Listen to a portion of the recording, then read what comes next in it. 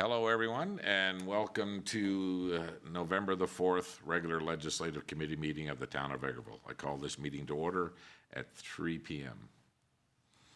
To start, we'll look for a motion to adopt the agenda. Councillor Lemko makes the motion. Is there any additions or deletions to the agenda? Seeing none, all in favor? Carried. Next, I'll need a motion to adopt the minutes of our last regular legislative meeting. Councillor Rawawa makes the motion. Any errors or omissions within those minutes? Seeing none, all those in favor? Carried. Just so everybody knows that Councillor Curtis is joining us via the internet right now, and Councillor Brodziak is away today. Okay, so first up, we have a delegation. Mr. Greg Mazechka is here to speak about some changes that we've had at the bulk water station. So is the mic on? Go ahead, Mr. Mazechka. Yes, everybody pretty much knows me. I'm Greg Mazechka. I'm a farmer just south of Vegreville here. I use the water for agricultural use and domestic, but I'm also a truck driver for Canadian Pressure. We're drawing water from stations all over about 3 provinces for hydro testing. So I'm well aware on how most all water stations work. And the system that you installed is not suitable for commercial use. There's a lot of errors with it. For one thing, being a truck driver, I need to know how many cubes I'm loading for legal load. If I don't have C-scales, I don't know what I'm loading, which puts me at risk of getting a ticket. Also, too, basically with the system, there's trouble with it shutting off sometimes. The last time I used it, it was supposed to shut off. It went up onto the tank, and it was still pouring water, so I had to run down and try and shut it off again. So I don't see where this idea of the system was. I think your tunnel vision looking just at the coin issue, but there is the other issue as far as commercial, and every water station has that same system that you have in your grading box, which is a account number, 3 digits, and a PIN number. So everybody works the same. For some reason, we want to work differently, right? So it's not like you have to buy a new system. You actually have the system in your box for the commercial end of it. So I can see a lot of issues with this system. Basically, if you had a Calgary company that was very similar to Canadian Pressure, and they wanted to buy 800 cubes of water, and he phoned from Calgary and he said, well, we want to set up an account. Okay, so we set up an account, and the way it usually works, they give you the account number, the PIN number, by the cubes, and then the trucks just show up. But your system, they have to send somebody from Calgary to pick up fobs. And you know what they're going to do? They say, well, Chipman's got one. We'll just use another water station. We're not going to use Vegreville. And that, basically, you just lost $5,700 worth of income off your water station, because no company is going to waste their time with this. So I can't see how the thought went into this, because I remember talking to Tim about this situation, and you had said something about you worried about contamination. The town has vac trucks. They know how vac trucks work. The water doesn't go into the contamination tank, it goes into a holding tank. So you cannot get contamination from a vac truck or a septic truck, which is basically the same thing, of getting cross-contamination, because they're not going into the same tank. And Vegreville is the only one that I've seen where basically you have a separate potable water. Most stations just have the potable water and the commercial filling up at the same hose. So there is no, I don't understand why there's such a problem with this, because there's no way you can cross-contaminate the water into the water station. And then also heard from my counselor that you we're talking about putting a flow valve in. Well, you have one. You have one in your box with the old system.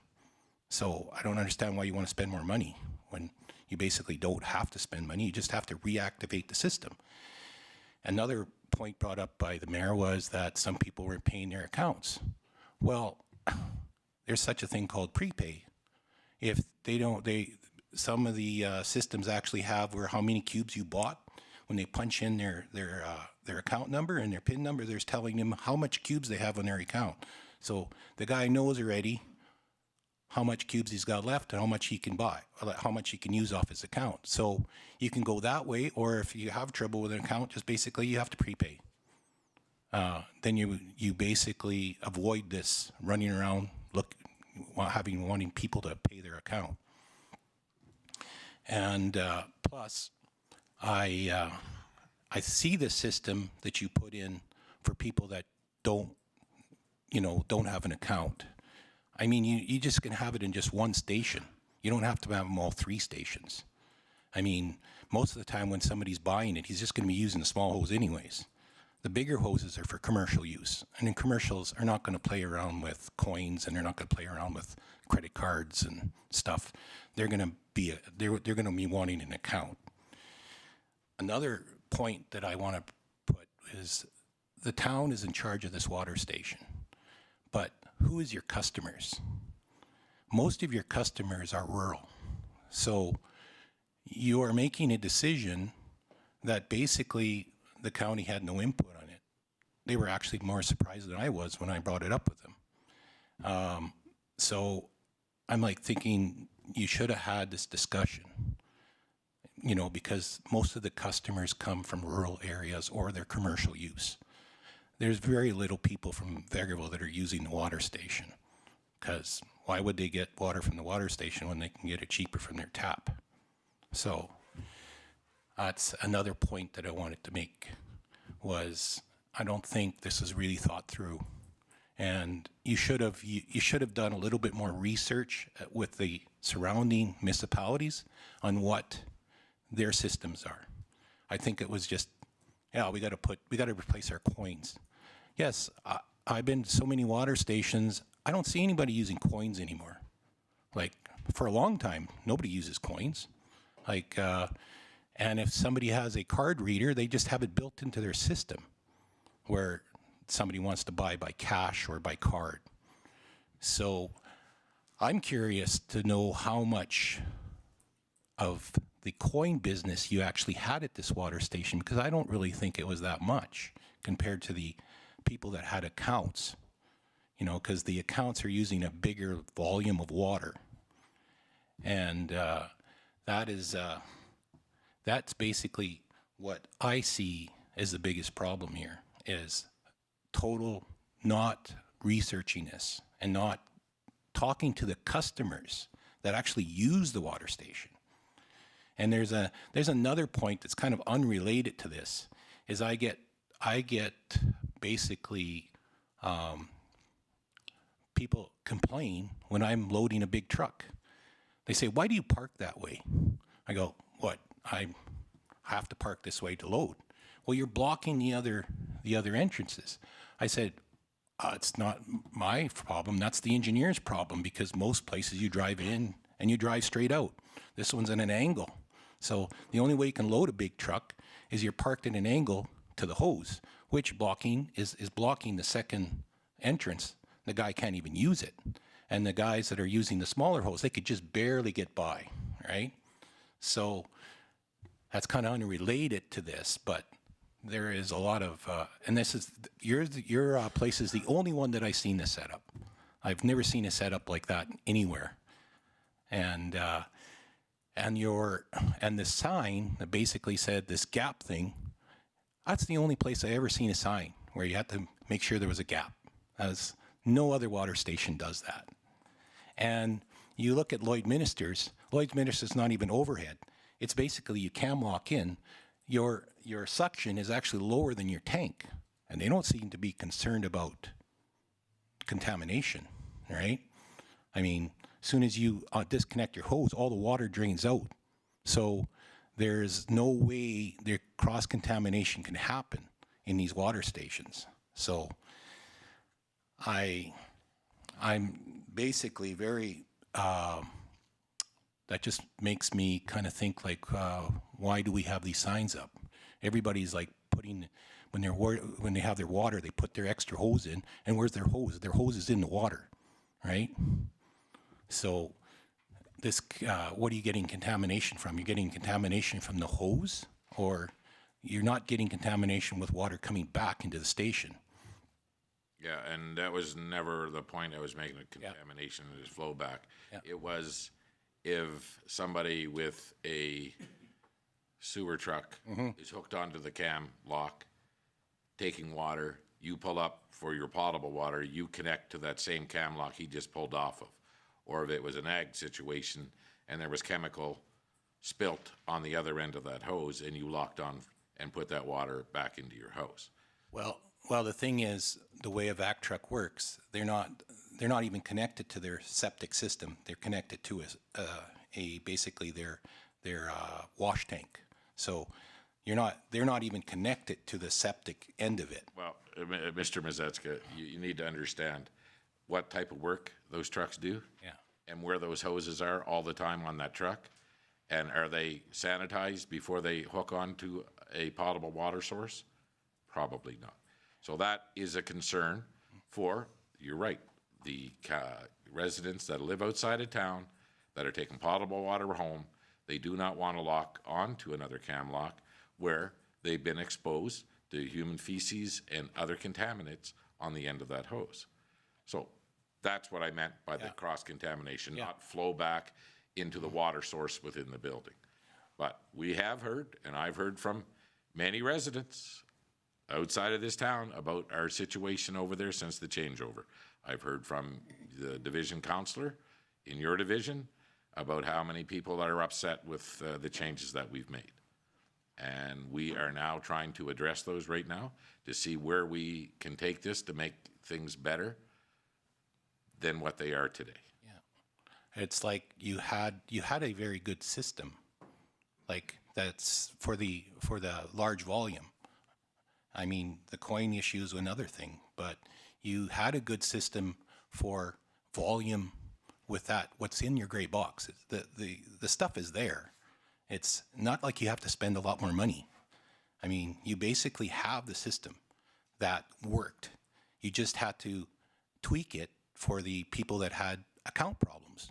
So it's very easily can be reprogrammed to show the cubes bought and the cubes available, plain and simple, right? And again, right now, we know there's a problem, and we're trying to bring into effect some changes that are going to make it simpler. We know that we certainly had a communication problem about the way the changes, what they were going to look like, and the use. And so we're addressing those right now. And I can tell you that hopefully in a short time that we're going to have it figured out so that it's a lot user-friendly than what it is right now. At first, before I had a fob, I used the card. It gave me 5 minutes. You know how many times I had to run up and down the tank to get 4 cubes of water? 5 minutes. And then, thank you very much. Again, 5 minutes. You couldn't lengthen it. And so there's like about 10 times I jumped off and on the trailer to put water in. That card system and that time is just not working. And I've heard that exactly from many other people. And some cards can't be read. Some cards, they won't read them. So, and then like Kevin explained to me, like Ken Ferry had an issue where basically it blew a hose off when he was loading. So, yeah, and I've heard it, and believe me, I've heard it a lot. Yeah.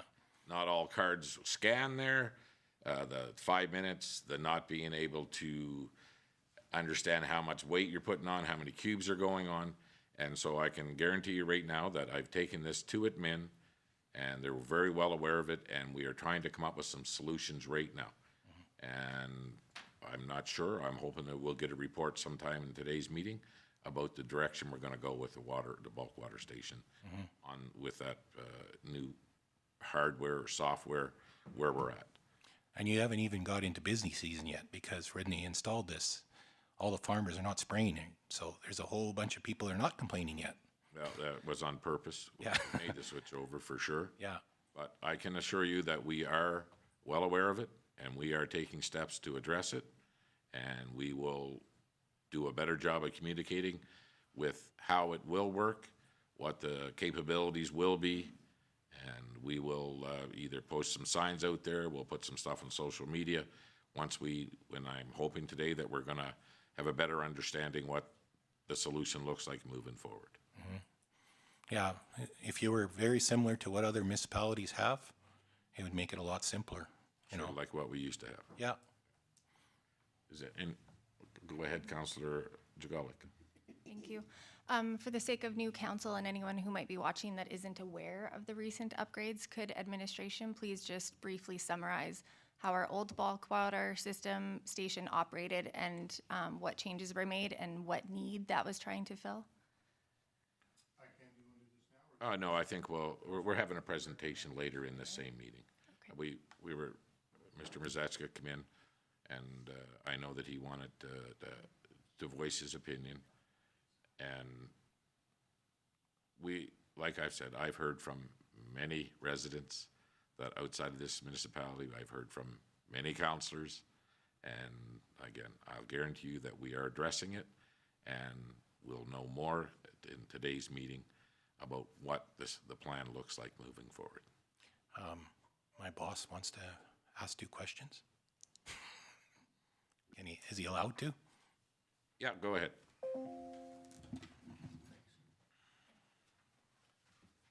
Thank you. My name's Kevin Cole, Canadian Pressure Testing. Greg's covered pretty well everything that I think that I was going to bring up. I just had a couple of. Is there anybody here that was in any way part of the architecture of this system? Is there anybody here today, or was that outsourced? the design for this system? No, we bought this system. It was a pre-built system. Okay.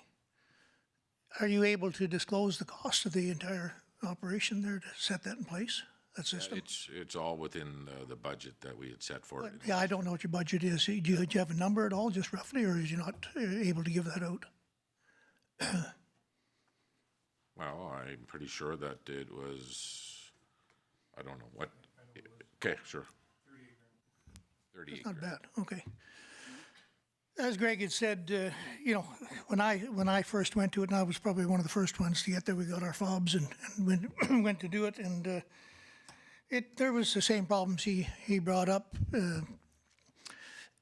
What brings to mind for me is a safety issue because of the fact that you can't determine your cubage, and if you have to hurry from any other point on your load to get back to get the fob, you're either going to run over or maybe you're going to slip and fall. It's something that could happen. I just had bookkeeping give me the numbers that we've spent last year. We spent $10,000 on water in your facility. So we're not a small customer. There are some large farmers that are probably as big or maybe even bigger than us, but it's concerning for us because, as Greg said, we need to know the cubage prior to loading a truck. So you're guessing, and if we're over by a cube, it's a ticket. So you are aware of all of this stuff that has been brought up, and I hope that something can be done without incurring a further great cost to the town. Yeah, well, we appreciate, and we take all of our customers, and we know that you're a commercial user, and it helps support the station, the bulk water station, the cost of running it, and then we have so many customers that are just on potable water. That's how they live, right? That source. So we are very well aware of it, and we will make the changes that it's going to take to make it a more user-friendly system, or we'll have to put something else in place. So, was it a possibility to simply remove the coin boxes? Because I understand that was the issue that was of concern. we're not going to go into shoulda, coulda, woulda right now. No. What we need to do right now is find solutions that is going to make it a lot more user-friendly. So that's what our focus is right now. Well, hopefully it's not expensive, but Yeah. good luck with it. Oh, I appreciate that. Thank you. Thank you. Does anybody have any other questions for Mr. Mazzetska? Okay, well, Greg, thank you. And we'll get back to you about what that looks like, and if anybody else is giving you any more questions, let them know that we will be advertising about what we're going to do to make the changes needed. I am available for consulting Okay? for cost. We'll appreciate that. And we're sorry to make you work out so much up and down that track. Okay, thank you. Okay, next up, we have Dan Quigg, Public Works Manager. Afternoon. Good afternoon, sir. I just have a quick update from my last report. We'll start with the airport. We had a company come in, Marshall Lines, to finish crack filling and painting of lines out at the airport. They were here on August 25th. We also had a catch basin replacement. We finished our second one on 45A Avenue, or Avenue Alley. There was 2 in that alley that we were replaced. And then also we are getting ready for winter. So the sanding truck has, winter sand has been hauled into the shed and mixed, and it's in the landfill.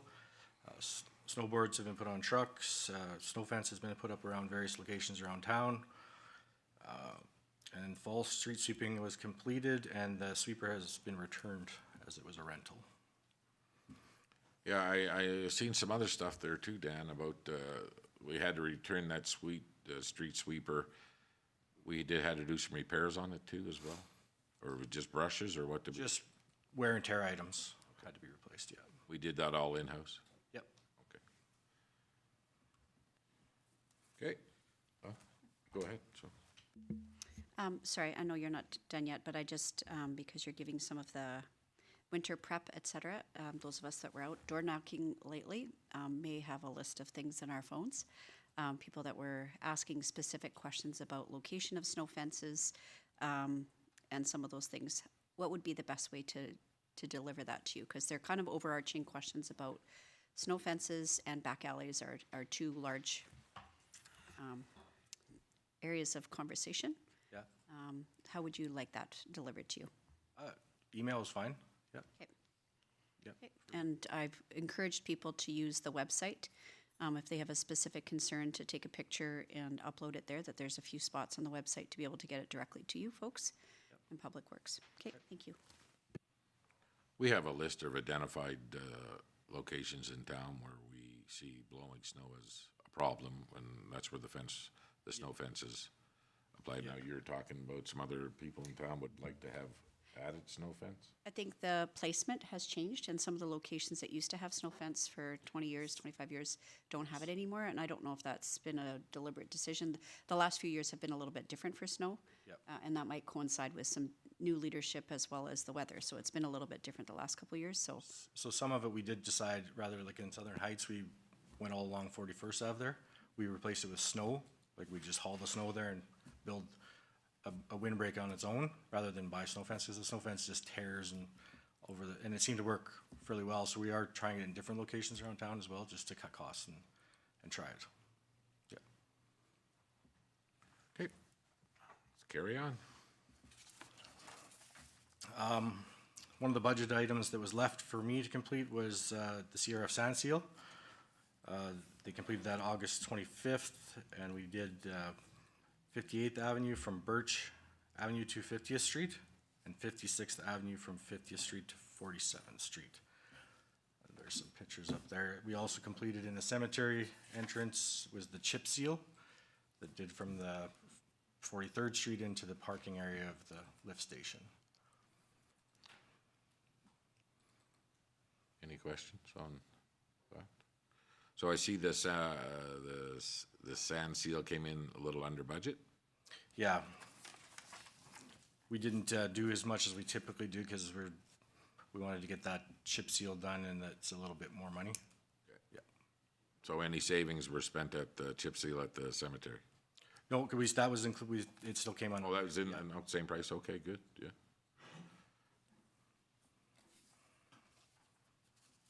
Well, I would say that Birch Avenue looks pretty good along there. It does, Yeah. yeah. A lot more locations could use it Yeah. in the next few years, yeah. And were you here when we did our first one? Our first sand seal? Nope. Dale, like, what are our thoughts from the very first one? Like, is it still holding up, would you say? I'm gonna say that the first one was probably 6 years ago with an intended lifespan of 4 to 7, and I think we have hit that lifespan at about 4 to 5. We're starting to wear off on the high traffic areas. The other areas are still holding. Okay, no questions? Okay. That's it for you, Mr. Quick? That's it. Okay, well, thank you so much for the update, and we'll move on. Manager Temptation is next.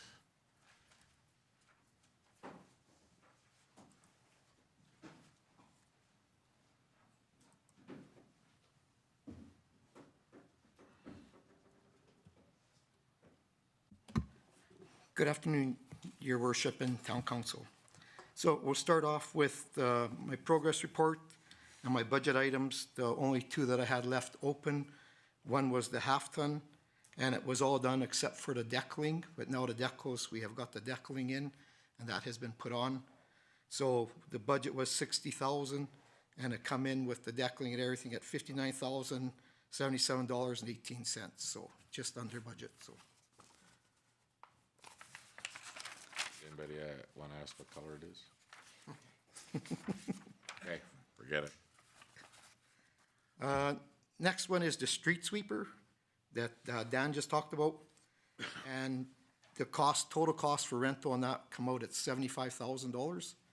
And then we have to put another $6,500 into final repairs on it for a total of $81,500. So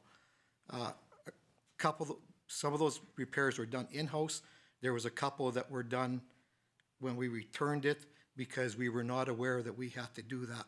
It didn't say anywhere in the agreement that that was part of it to when we sent it back. So it was there already, so I just got them to do it instead of us going and picking it up and bringing it back and doing it here. So they just did it there, so. But that's, the total cost is what it come in at, is $81,500, so.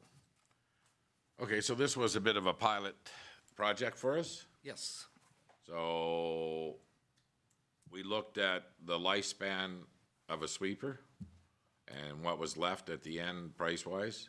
Have you done the math here at all, Manager Temptation? Like, is this something we should do again?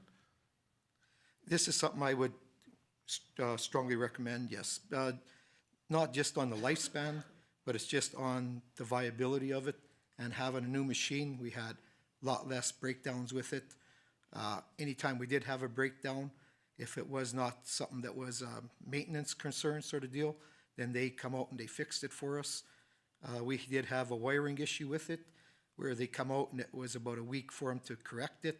So what we did in that case is they give us a extra 2 weeks to keep the sweeper for the week that it was down with no cost for the rental for that 2 weeks. So in that point of view, and what we are spending on the rental, we would be putting that into probably a year into the, not at the beginning of a new sweeper, but toward the end. That's probably what we'd be putting into it in maintenance of the year and stuff anyway. So for me, I think this was a win-win, to tell you the truth, so. Okay, go ahead, Councilor Rudy. Thank you. That was a question I had, is like being able to compare if we're renting, that allows us some latitude to be able to do exactly like you said, not have to be responsible for all the repairs and end up with something more at the back end.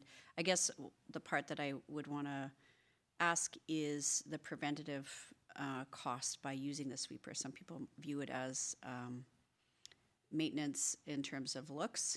And it's certainly, I mean, it does look nicer when the sweeper has gone around town and the streets are clean, but it's more about maintenance and preventative cost in our wastewater, our storm sewer, all that kind of thing. Can you maybe explain a little bit, like, if we didn't have it, what would be the impact to the community of not using a sweeper? Do we need a sweeper in our operations? What does this prevent in terms of long-term cost? Well, for one thing, it does help keep the sand and gravel out of the storm sewers. So then we don't have to go around and clean them as often, like the gutters and stuff like that. Another big thing is the sand on the road.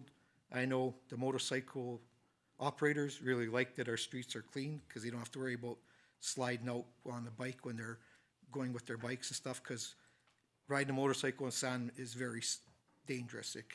Things can go wrong for you really good. So in that aspect, I think it's good. I think it's just and like you said, it's the appearance of the town too really helps. I know this sweeper that we had this time really picked up the leaves really well. So that made a huge difference in the fall. Before we took it back, they went and picked up all the leaves, which really helped with the appearance. As for preventive maintenance, other than keeping the sand out of the sewers and stuff, storm sewers and stuff like that, And the leaves out of this. and the leaves out of the sewers, I think that's probably the biggest things with it, for sure. For new council, so last year, we were looking at replacing our old sweeper. And we had spent almost this amount on repairs, and it was down for over half the year. And I can't remember exactly what the price of a new one was now, but it was 500,000 or something, or where were we at? Just a shade under 500,000. And then we looked at how long we had that sweeper and how much we had spent in maintenance on that sweeper. So this was the first year that we've gone this way with renting it. And one of the benefits that Manager Tim Tischen has brought up is the fact that if it's not a wear part under the rental agreement, they come and fix it. And if it's down for a week, they offered us longer, and which was good in this year. We got to push it into further into the year and keep the streets clean. So the recommendation from your department, Manager Tim Tischen, would be that we go ahead with the same arrangements for next year in our budget? That is correct, yes. Okay. Go ahead, Councillor Lemko. Yes, Your Worship. Most of the residents, in fact, if they haven't seen, our sweeper was out a lot. It was quite evident that it was out there working and all that. If we had our own sweeper, as in the past, we were down more than we were on the street looking for repairs and fixing our units. This is one example of not putting up a pile of capital on a machine that ages quickly, and yet we get the job done better than we did if we owned it. That's what I see. Go ahead, Councillor Borova. I do also think it's very important to have the new machine because with less breakdowns, it takes less time off of our mechanics so that they can spend time working on other machines with less breakdowns. Yeah, and for sure. And we seen with our last one, after 2 years of service is when we started seeing the bigger issues coming forward and even getting parts here on time. And, you know, it's terrible when you got a piece of equipment that's only a couple of years old and it's sitting there for 3.5 weeks sitting waiting for a part. And so that's good, the recommendation moving forward, and we have some real math now to work with, so that's good. Any other questions on the, okay, keep going. Okay. So now I'd like to go into my operationals. So under the fleet, Unit 146, which is a new fire truck, that's new E1. We got all the issues are now repaired on that. We had some issues with it when we got it. One was the monitor control panel, so we got that replaced.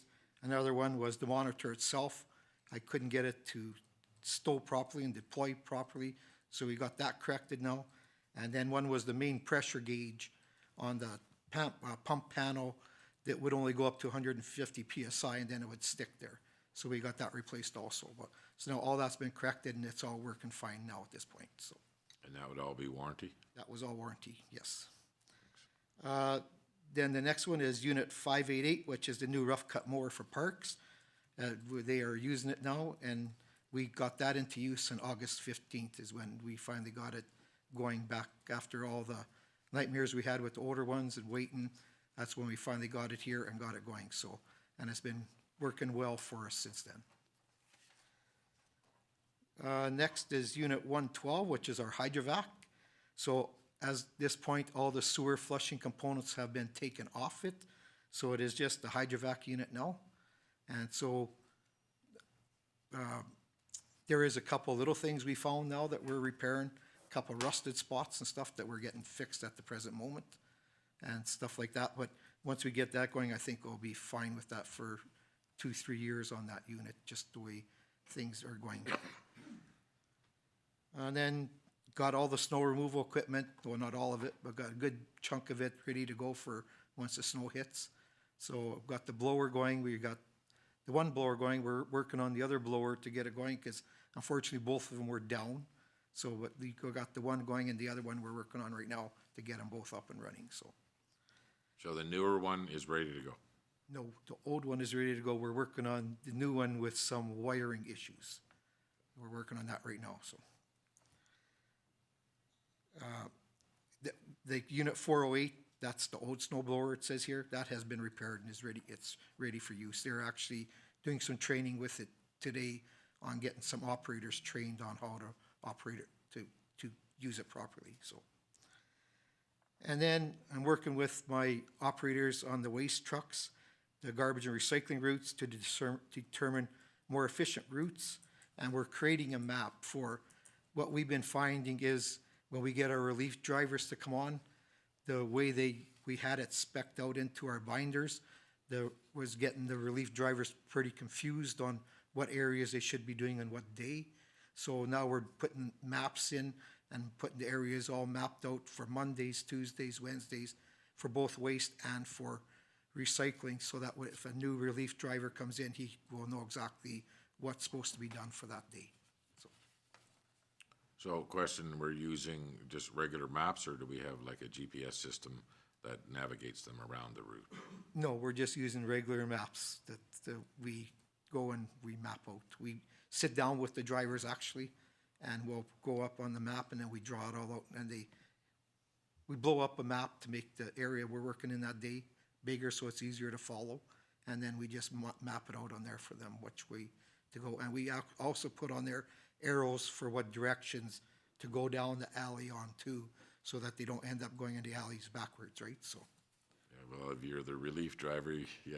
If you don't do it every day, yeah. Exactly, yes. Questions, anybody else up to now? Okay, keep going. Then into garbage, the 3 cubic yard bins that we ordered in May, we finally have got them. And so they have all been assembled at this point, so I will be getting those put out this coming, probably next week. We'll be starting to put them and replace some of our older ones at this point, so. Our one garbage truck, unit 121, that was we finally got that up and running. There ended up being a lot more work on there than we anticipated till we got into it. So that was been in the shop for, I actually thought it was growing roots in there. It's been there so long. But we finally got it up and going. So now we're back to 4 trucks. So our 108 is going to be going out to the landfill. And then that will be going up. We'll be looking at selling that in the future. So. And recycling at the Vegreville Material Recovery Facility, we're reaching our capacity for bale storage. Right now, both trailers are loaded, ready to go to the processor in the city, but the contractor that we have that does it is busy, so it's been coming on 2 weeks and I've been waiting for him to take them into the city. So it's just been a real struggle this year. I don't know if he's been busier, but it's just been a struggle trying to get them hauled into the city, and it really is hindering what we can do at the landfill, because we just don't have the storage to put anything anymore, so. When was the last load he hauled in, do you think, just roughly? Spring, Probably, no, it was probably the end of August, I think. end of August? Yeah, in the rain, when it rained out one time, that's when he took a load in for Just us. one load, Well, 2 trailers, so 2. so it didn't empty us out, it just. No, it just took so many bales out. We're full. Yeah, And again, we're using a private contractor who has the right insurance to haul this. And he also has another occupation. correct, yes, so. So last day for the compost bin pickup was October 15th, right after Thanksgiving. And that's how I usually try to make it, is so we do, because if the year is good, that's when a lot of people tend to clean gardens and stuff, so we always try to wait till after Thanksgiving to do the last compost pickup. But if we do get calls in the meantime, that something is full, we will go and dump it. It's not like we leave it there all winter. We'll go and empty the bin out so that it's empty for the winter time, so. And then we finally hired another part-time laborer at the VMRF. So his name is Thomas Harrison, and he's been with us for about 3 weeks now. So he seems to be enjoying it. So we're still looking for one more there because I still have one more part-time position to fill there. So we're still looking to fill that position. And then the landfill, groundwater monitoring at the landfill is ongoing.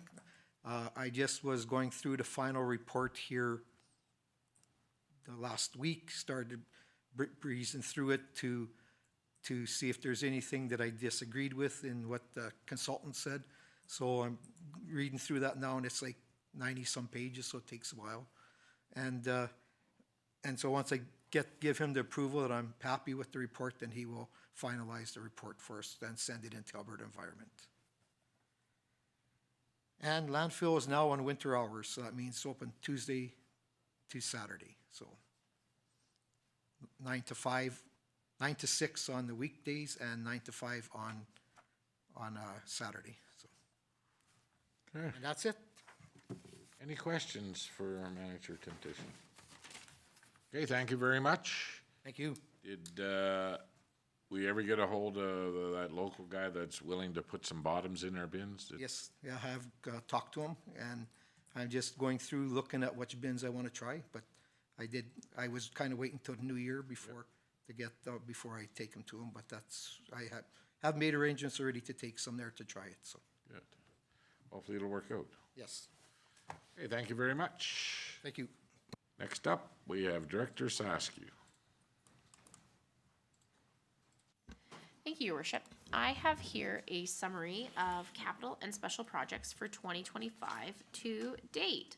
So these are the items that were brought forth last year during budget season. So this is a good way of us showing where things are coming through. So do you want me to go through them one by one, or are we just going to summarize this and ask if anyone has questions? Okay, well, let's sort of look at where were the problems? Where were we over budget? So the one right here that says paved cold mix roads, I feel like that might be part of like the one item in the budget item. There would have been more than two components of it. So I don't know that we're actually over on that one. The project, oh yes, so that one was over, and we did put a notice to council with the additional funds on that. So that one was approved by council. I should have updated the 2025 budget item because it was that budget plus the additional. So that one was over but approved. The airport overlay, as we had noted, that was a contingent on receiving the STIP grant. So since we did not receive the STIP grant, that's item number 5 I'm talking about. We did not receive the STIP grant, so that project did not go ahead. Abandoned water line, so that's one that still has not been completed as of this date. So that's a carryover project? It could be a carryover project, or it could just be abandoned, but as of right now, we can carry it over to 2026. The headstone leveling program, it was budgeted at 10, actual was 5, and that is because we planned to do $5,000 per year, and we weren't sure when the contractor was going to go out. So that $10,000 was budgeted from reserve, so it had no effect on operations. So we spent $5,000, $5,000 came from the perpetual care reserve. No actual bottom line impacts on that one. So on that, so this was our first attempt at this, doing it in-house. So will we get a report on how it went and like? The headstone leveling program? No, that one was done by a contractor. By a contractor? Yes. So we sort of thought about how many headstones we would get done, or like, do we have any follow-up on that? I mean, we don't have to have it today, but just sort of how many we get done and how much better they look, or we heard any feedback? I believe the last round we did approximately between 8 and 10 monuments that have been basically orphaned and they're leaning and having issues. And we hired the local contractor to do that for us, and that happened again this year with about the same amount of about 10-ish, if I remember right, that we get done. So we've got a list of those that to get done. We haven't done this for many years as we struggle to find next of kin to look after it. And now that we have this fund in place and it's paying for itself, we're getting it done with a local contractor so much every year. And in X amount of years, we'll be caught up where we can sit again and wait and let the fund build up without something eminently ready to fall over or be unsafe. Okay, do we have any before and after pictures or anything like that? Have we done anything like that? Be nice to get it out to the community too, that, these things are important as we, there is no next of kin and they're broken laying on the ground or falling over, that, that we're trying our best to, to try to keep up with it every year, doing something, so. And sometimes when there is next of kin, they are not that interested in paying for the service. I just think it's important for the community to understand that, that we are trying all the time. What we used to charge for the perpetual care, it all ran out. Okay, keep going. Absolutely. Okay, so another great item is item number 9, the garbage truck. That has arrived. So this was from a 2023 budget item. So that was very nice to get in and get paid for. Everything else on municipal services was on budget this year, including the sewer cleaning truck, which came in almost more than just about $40,000 under budget to date. The rubber tire backhoe, same. So all of these savings these were capital items. So those savings resulted in additional grant funding left over that we can roll forward into 2026. So it's not that we're saving money like in surplus for these ones. These would be additional grant funds that are remaining available. What else do I have here? The hydrovac modifications, those were $0 spent to date. That's per my GL. I spoke with Tony's department and it was just completed, the invoices to be coded and posted. So the purchase was on budget and it was tax funded through operations. Under utilities, the bulk water system upgrade, as we had spoke about that and it's coming up in the director's highlights, that was on budget. The sewer pump replacement was on budget, actually below budget, and the lagoon fencing was completed per the quote. Capital Works, Highway Avenue East, as we had discussed prior, that ended up being deferred during our sewer line backup, and then council has adjusted those funds to pay for the sewer backup. So those grant funds were reallocated. Under finance, IT services, so as proposed with the quote that I had gotten for the upgrades from our prior provider, the cost for this year would have been $274,807. As of right now, to date, we have spent $168,522.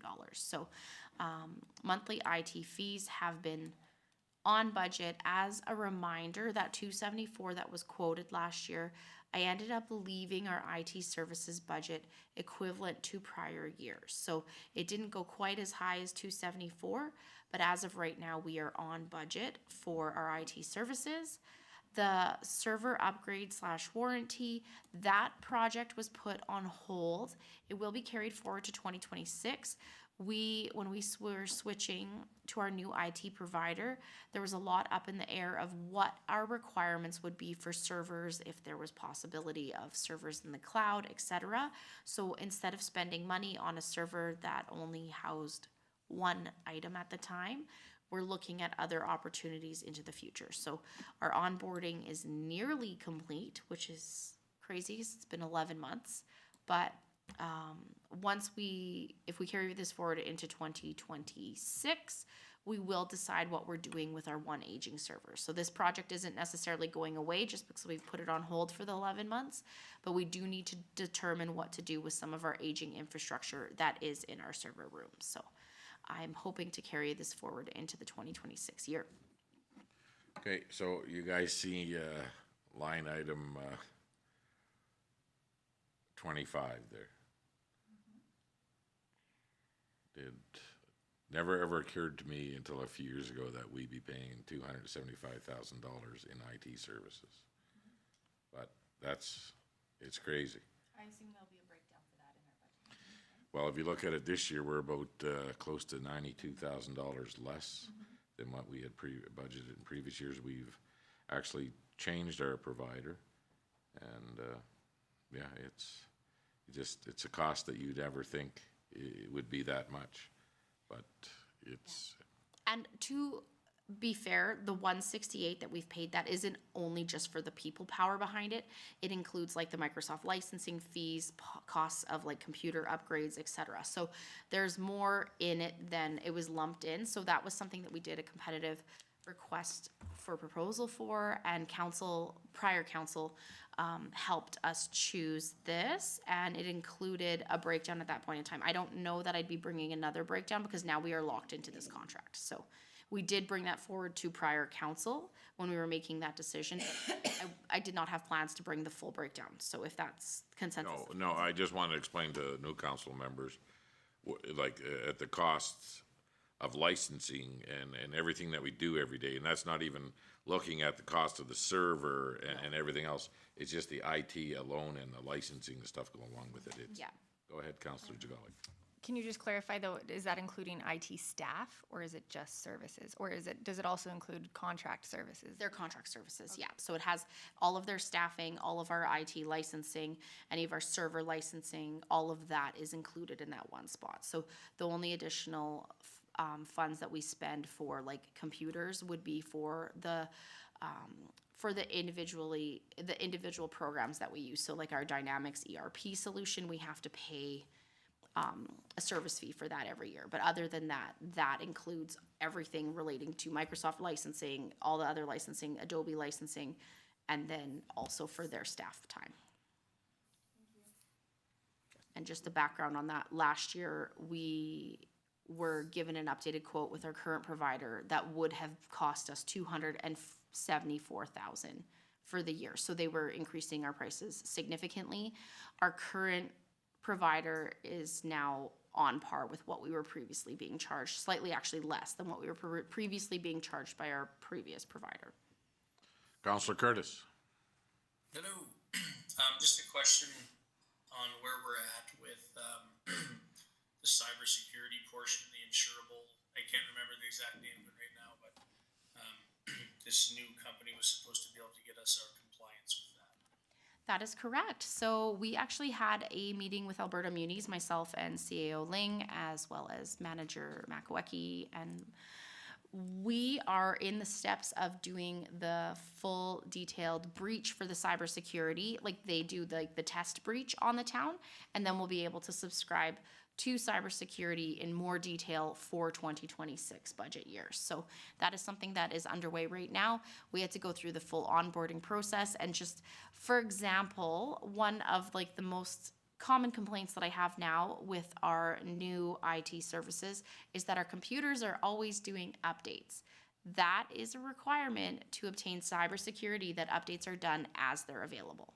So there's things that are a little bit of an annoyance for staff and or council alike, but those are requirements that we need to meet to be able to obtain the more favorable cybersecurity insurance at a favorable rate. So it has been a bit of a learning curve going through all the changes that we've had to do to obtain the more favorable cybersecurity, but that is something that is the goal to obtain for 2026. Thank you very much. Thank you. Okay, let's keep moving. Okay, as always, 27 is the paperless initiative. So as administration, we are continuing to try and reduce our paper bills that we're sending out. As of right now, I would say that we're staying as a hold, other than recommending new individuals to sign up for utility paperless or tax paperless. I don't think we're gonna do any new like big paperless initiatives when we are looking at a new ERP solution. So obviously having everybody jump on bandwagon and change, and then if something changes to our process, that's slightly annoying. So we are continuing with our existing initiatives, not adding new ones on as of this point. Moving right along. 1 second. Yep. Councillor Rudy. Thank you. I realize that there's no dollar amount attributed here because we're not expending any. I would be curious, based on the overall project, if the overall cost savings has been worth it. Yes, I don't have those numbers in front of me for today, but I could do more of a deep dive in and provide that report to council in the future about what we have saved, like even just in postage alone is huge. Like I believe it's $1.03 now to send one letter. And when we're talking, we have over 3,000 utility bills that we send out every month. That's a significant cost. Plus the paper, plus the Plus the cost of the paper, yeah. envelope, plus the leasing of the printers.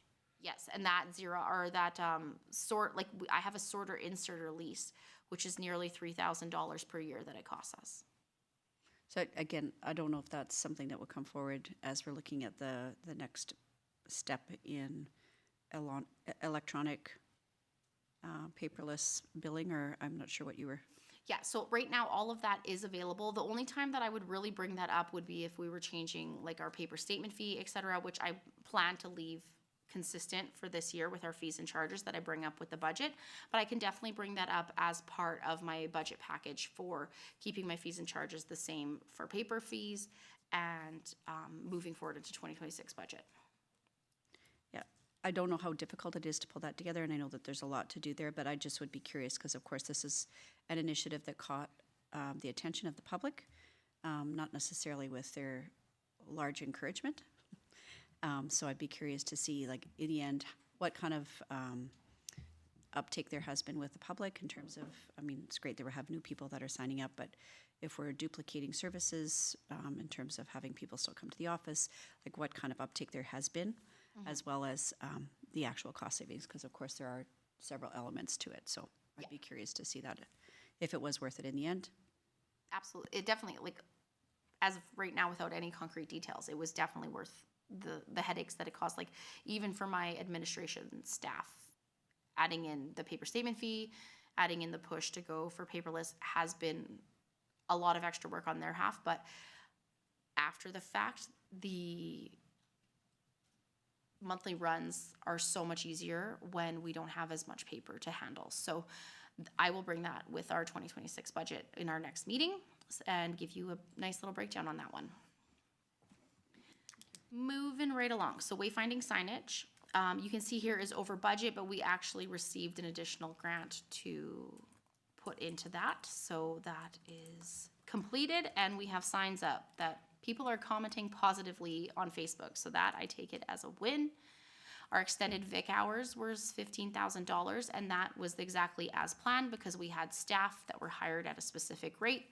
So we had our VIC open, correct me if I'm wrong, Manager Browning, it was till the end of October or mid-October? The extended hours at the Visitor Information Center came to an end right after the Labor Day long weekend because we lost a lot of our university post-secondary students. So we went back to the closing at 5 at that point, but it started at the beginning of May and ran through until that final kind of unofficial end to summer long weekend.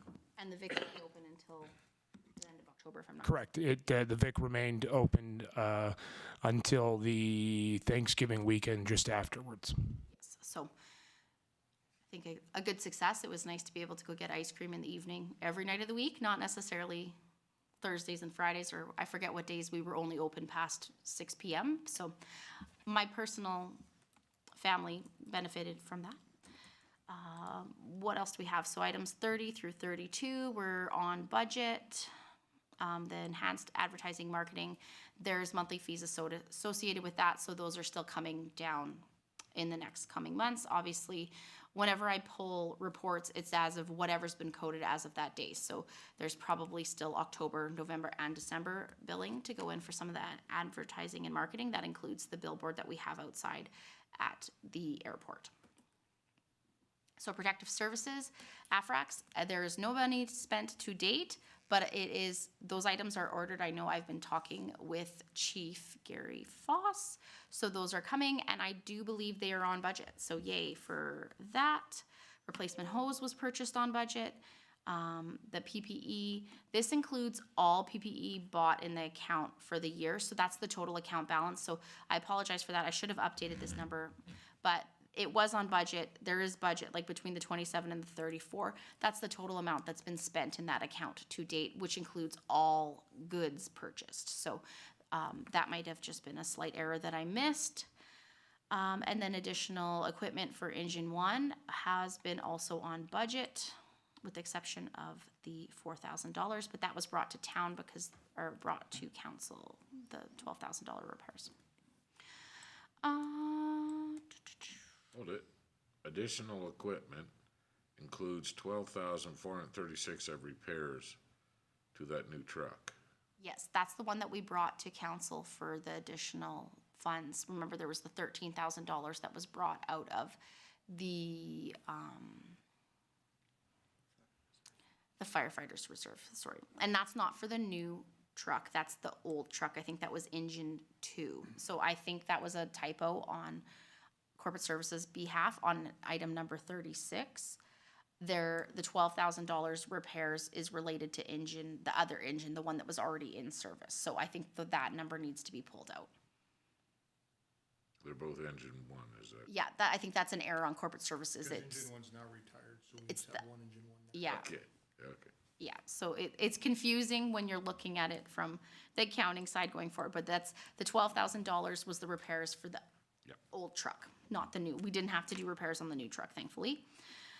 And then regarding Parks, Rec, and Facilities, everything has been to date on budget. The ceiling fan installation, the post office stairs, those were removed in October 2025. That quote was about $2,300, so we're waiting on the invoice, so that'll be well below what the budget was. I do believe there was also some budget in that $13,000 to repair some of the front of the stairs, which has not been done to date in 2026. And yep. The stairs are still there. No, the side stairs by the, They're still there. oh, they're there. I thought They were there yesterday, I believe. I saw them jackhammering. They only took out the portion of the stairs that went up to the mailbox, Okay. not to the side stairs. So the Okay. side stairs are there. It was like a continuation of a stair from the railing. And I did see them jackhammering the stairs out that were crumbling that went to the after hours box. Okay. It just doesn't look any different from the side. Well, that's excellent news then. So no one's going to notice that the stairs are gone. Because, yeah, it was one large section of stairs and the railing went right through the section. And I saw the contractor jackhammering the section of the stairs that were crumbling going up to that after hours box, which the post office noted that they don't use it anymore. So hopefully that fixes our problems. Yeah, well, we're gonna put some sort of planter or something Yeah. down there, yeah. Yeah, so those stairs were removed. I know it doesn't look like anything changed, but there was a section of stairs that was crumbling at the after hours box, which we've just removed the stairs as they say they don't use that box at all. And then other than that, I have, so the Parks and Open Spaces facelift, you can see there was $50,000 and there's $7,700 coded there. I am working with Manager Kuzmic on this because I feel like some things may have been allocated to other areas that are possibly over budget in some areas. So we will reallocate those funds and provide a better report to council once that's available as to what they did for the facelift for the $50,000 that was granted. And then the municipal election, same thing. So right now there's a $30,000 budget. To date, we've spent $9,700. I do believe there may be some invoices still trickling in on that, as well as I believe part of that is related to counselor training, which is ongoing. And then the council orientation also, same thing. It has been ongoing, so those invoices have not been paid to date. And I know the CAO well, and I can assure you we will likely be on budget with those. My question is for Leslie then. How many more bills are we expecting on the general municipal election? Not too many more, Your Worship. For the most part, we're just waiting to pay out our election workers, so that'll be included in this. I believe some advertising also is not incorporated into this price, but we are looking to come in under budget. Okay. Go ahead, Councilor Rudick. To that specific question, will we be having a full report? Maybe you'll be talking about this later in your, I'd be curious because it would be nice to see a postmortem of how this election worked and have that presented. The postmortem will be had. First of all, we need to get that from the returning officer. She hasn't filed her final reports yet. The stuff that's coming in is regarding the election workers. She'll gather her information. She'll come in, she'll have it with Leslie. And then once we have that information, we can do up a report for council stating like how it went, what the voter turnout was, and all that type of stuff. Okay, any more questions for Director Saskew regarding the update on our capital projects? Okay, so we're probably gonna have a fair savings in there I'm hoping so. on that unallocated reserve coming up. I'm really hoping so. So I've actually been working very diligently with that. Obviously, with some of the reserve transfers that we had to do with the asset retirement obligation last year, there's a little bit of guesswork when it comes to that. So I am preparing and will have a more detailed breakdown of what our reserve and surpluses look like for 2025 at our November 18th budget. So it's looking much nicer than last year though. So we're doing very well. Okay, let's move on. CAO Ling.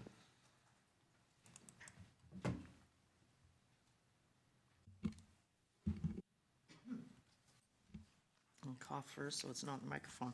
Thank you, Your Worship. This is the draft assessment review board's bylaw. And the background on this is the assessment review board's bylaw has recently been reviewed and a draft has been prepared for council to review and discuss. The revised bylaw provides further clarity about the roles and responsibilities for Assessment Review Board, ARB members, in accordance with the Municipal Government Act and the matters relating to assessment complaint regulation. Updating this bylaw also removes a council member from the ARB and encourages public members to take a role of the ARB members.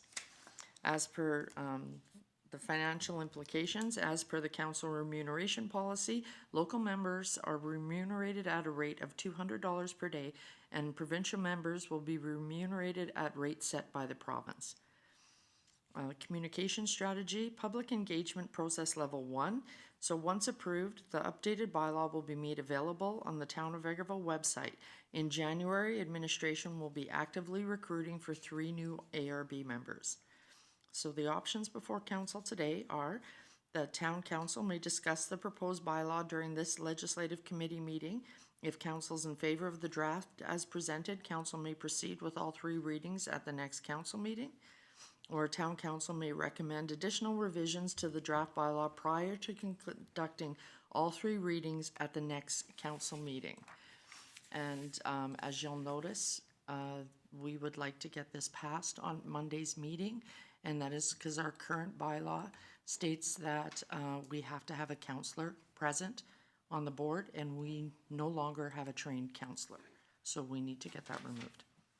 So really, the only other difference in this bylaw over the one that we're replacing is we're removing a town councillor from that board. Yes, we're removing the counselor provision for the members. Okay, so have you guys, everybody had it? Go ahead, Councillor Ruth. So I guess maybe it would be helpful to understand, I mean, you've got your 2 options here. I understand the logistics of not having a council member that's currently trained. Can you explain me the rationale behind not replacing? Is it timing? Is it efficacy, efficiency? It's a little bit of everything. As per the municipal government board, I don't know if they still go by that name, the MGB that used to do all the training and everything like that. It's been said now for quite a long time that they prefer if you don't have an elected official sit on your board, and but they haven't outright allowed it. And we've always had a trained counselor. So we've always just left it in there, even when they suggest that you don't. At this point, we have 2 LARBs coming up at the end of November, and we don't have a trained counselor, and nor is there training taking place before that time. So it's a lot like SDAB training. It's excuse me, it can be a full day. I know when I took it, it was 3 days. And so it's decent training, and you have to write an exam, which you also have to pass. So the potential for getting anybody up to speed before these next, our upcoming LARBs is very slim. Plus, we also have members appointed for these upcoming LARBs. So the goal is to be able to get something in place so that start of January, when the trainings all open, we have public members to take part. Yeah, and I guess the big thing here too is when you have a member of council sitting on these boards, it's sort of may be taken as a bit of a biased opinion at times, and I know that's why the province is sort of leaning away from having councillors set in their own communities on these issues. So, but overall, between the bylaw that we're repealing and the one that we're replacing with, this is the only difference. Well, the only other differences is the old bylaw named positions for the clerk. Now, the new bylaw will just say the chief administrative officer shall appoint 2 employees from the Legislative Service Department as clerks of the ARB boards. And it takes the positions out, so when position titles changes, or before that used to name the employee, and then when the employee left or moved to a different position, we always had to repeal. So this is now just, it'll be 2 members of the Legislative Service Department. Okay, so is knowing what we know right now, and there's a bit of urgency, is anybody not willing to go ahead and look at this for a motion on Monday's meeting for all 3 readings, correct? You're good? Okay, so I think the recommendation is that we've discussed it, and we're willing to move forward at Monday's council meeting with the first of 3 readings. And if anybody reads through it and finds something that you have questions on, please reach out to myself or to Leslie, and we can answer your question. Or if there's a typo or something like that that we need to fix, please let us know, and we'll have to have that changed by Monday. A typo? I know they're rare, but they do happen. Okay. You certainly can. Go ahead, Councilor Javalik. CAO Ling, I know it's probably in here, but I cannot find it at this moment. Can you just remind us how many members of the public would be required to complete the ARB, and what is quorum? ARBs, there's 4 different boards within the ARB. There are LARBs, which are local assessment review boards. They can have 1 member, they can have 3, depending on what the complaint is about. And then there's CARBs, which are composite assessment review boards. And they have, you can have a 1-member CARB, which is a provincial member, or you can have a 3-member CARB, which has 2 of our public and 1 provincial member. So ideally, we would like to train 4 people. So we've always got 3 that we can draw on, but we need 3 for sure to be able to handle a 3-person LARB. I do recall seeing that. Thank you. Well, okay then. We'll be looking for that. And again, if you find something or something that you need an answer for, don't hesitate to reach out to Leslie, and she'll get the answers for you. Okay, so we'll look forward to seeing that on Monday. Okay, the Vermilion River Watershed Alliance. All right, thank you. The topic, well, the Vermilion River Watershed Alliance, which is the VRWA. So at the October 27th, 2025 organizational meeting of Town Council, Council asked to table the recommendation to appoint a representative from Town Council to the Vermilion River Watershed Alliance until the next regular council meeting. Council has also asked for more information. So when contacted, a representative of the North Saskatchewan Watershed Alliance advised us that the VRWA brings together municipalities, landowners, and partnered organization to protect and restore the health of the Vermilion River watershed. Municipal membership plays a vital role in ensuring the long-term sustainability of our shared water resources and communities. Furthermore, she advised that by continuing our membership, Vegreville benefits from collaborative watershed planning that strengthens water security, protects groundwater, and reduces flood and drought risks, access to funding, technical expertise, and project support through partnerships with organizations such as the North Saskatchewan Watershed Alliance, ALUS, and AWES. Community engagement and education opportunities that build local stewardship and environmental awareness, regional collaboration and leadership on issues that cross municipal boundaries, ensuring that Vegreville has a strong voice in shaping watershed priorities.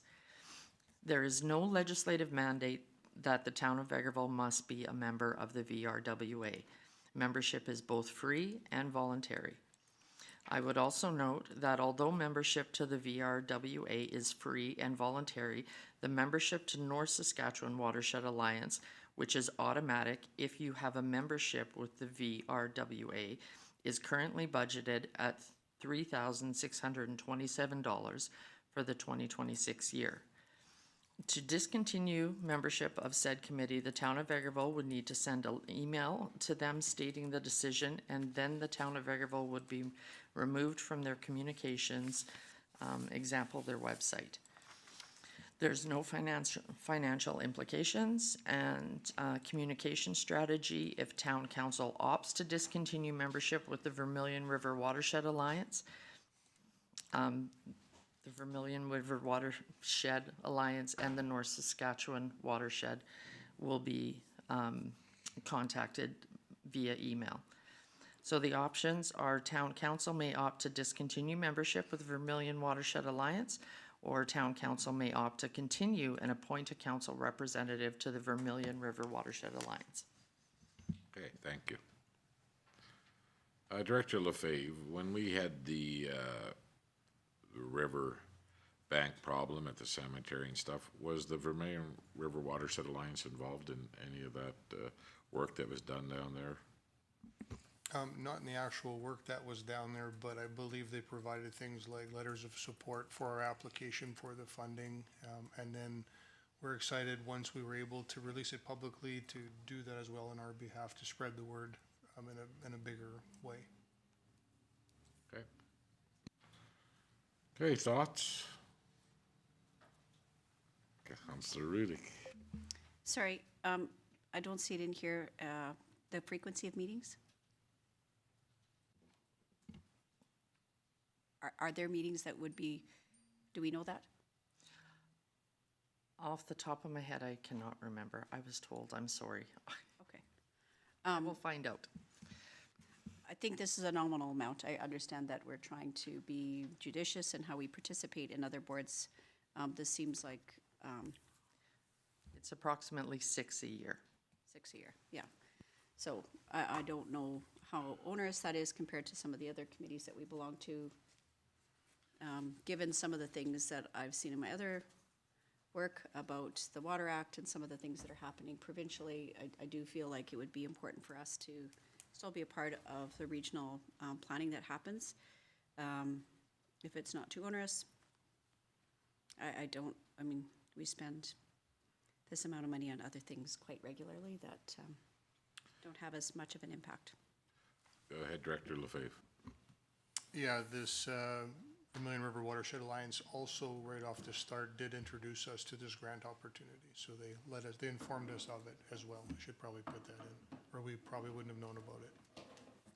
Yeah, and they've worked with some local farmers and stuff too on helping keeping some cattle away from the river areas, and they've helped do some monitoring and stuff. I'm not against it. I know that former Councillor Barry was very high on it, and he was working very closely with them, and again, we do have the Vermilion River that runs through our community, so I myself personally, I'm not opposed to continuing with the Vermilion River Watershed Alliance. I don't know if anybody wants to opt out of it, but go ahead, Councillor Jagalik. I can't comment on, the benefit or specific things that we've gained from specifically attending the meetings. Perhaps other council members who have been on those boards can. I think I recall Councillor Berry was the previous member of this board. But I would be curious, is there other ways that we can benefit from the information that the Vermilion River Watershed Alliance has to offer without being a member? So, for example, is there a newsletter that they send out? Is there information that we can regularly check in on their website that would still provide us the information, such as grant opportunities, but perhaps without the commitment of the financial commitment and attendance of being a member? Not sure. I know that with the membership comes the data and local involvement and when they're doing studies in this area and stuff on the river. So I've never looked on their website. You haven't? So perhaps that's something we can find out, is what degree of information do they share publicly, and what things do you need to be a member to be privy to? That may be worth looking into. Go ahead, Councillor Werba.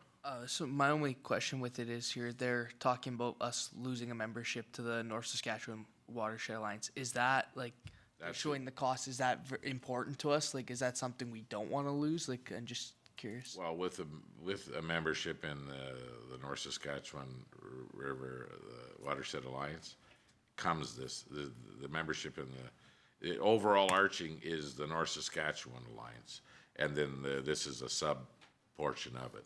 So the membership you're buying is actually in the North Saskatchewan Rivershed Alliance.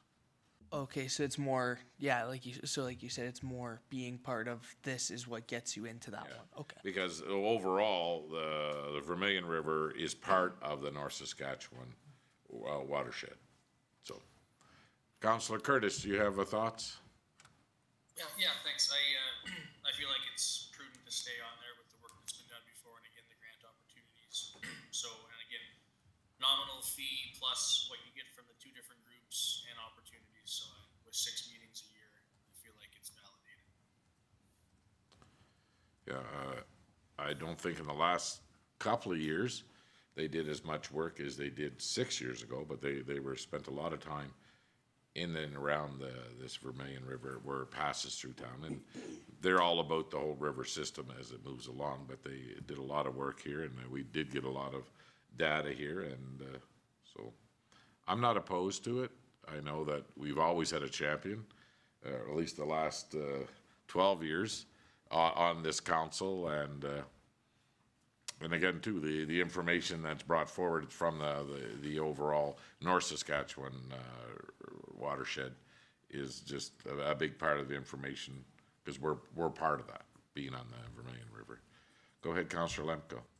Yes, Your Worship. I believe it'd be important for us to stay, and if you're looking for a councillor to sit on that board, I'll be happy to. How many spots does Councillor Lemko have now? Someone's got to do it. Is that you or me, I think? Did you want it? Not really. Someone has to. It's going to be like. Okay, so overall here, I see that the consensus of council is that we'll probably stay on this board, and we'll have a conversation before Monday's meeting on who we may appoint there. We just want to see where we're at with how many boards people have. Is everybody?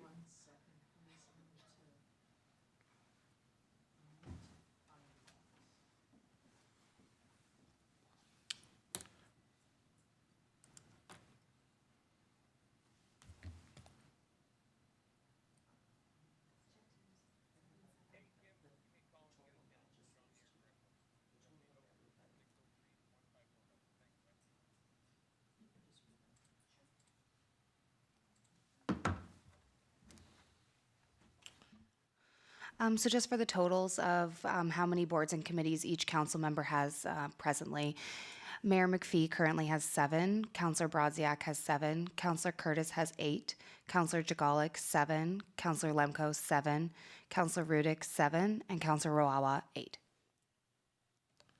So by default, Councillor Lemko should get it. Spit spot, make it so. I think it's important. I think it's important to. Your worship, I think it's important to see the committees that we are on and the amount of work pertaining to being on those committees. Okay, so I guess we'll have a motion on Monday for this, and then we'll get back to the Vermilion River Alliance, Watershed Alliance. Okay.